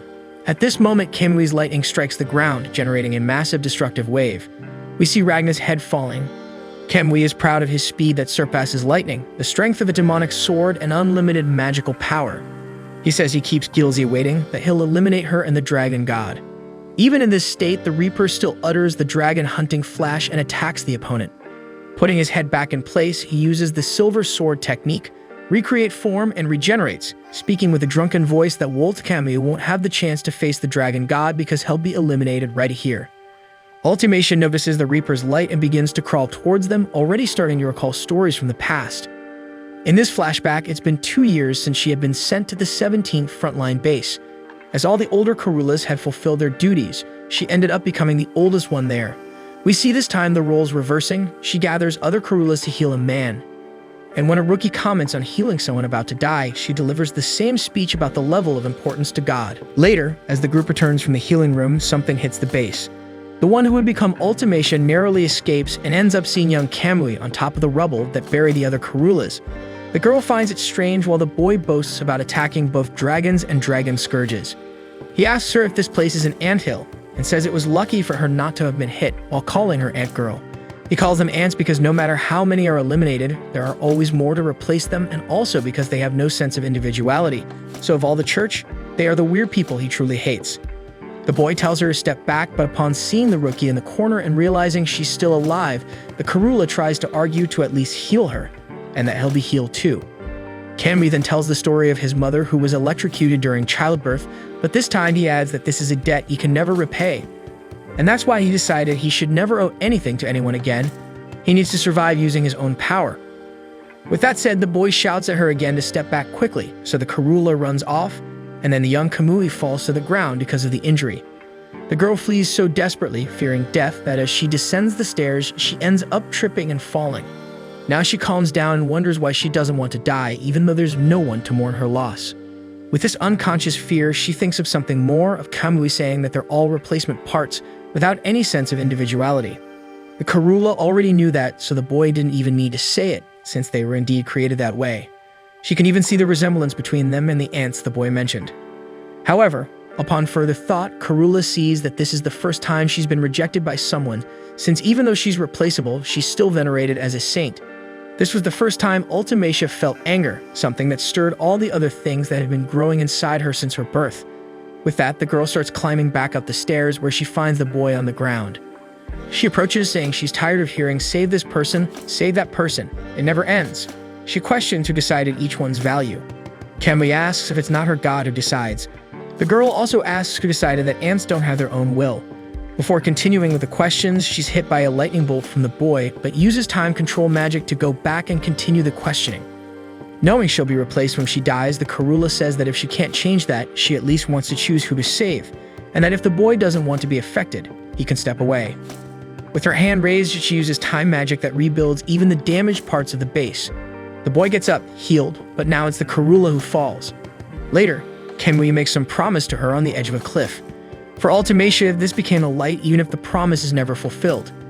In the present, she crawls closer to where the battle is taking place, tears streaming down her face as she shouts Kamui's name, but the guy doesn't care and continues his battle against the Reaper. Hey folks, if you're digging this anime and want to see more, drop a like down below and don't forget to subscribe to the channel. We need your support to hit 90,000 subscribers. Every subscription counts and helps us grow our community. Catch you in the next one.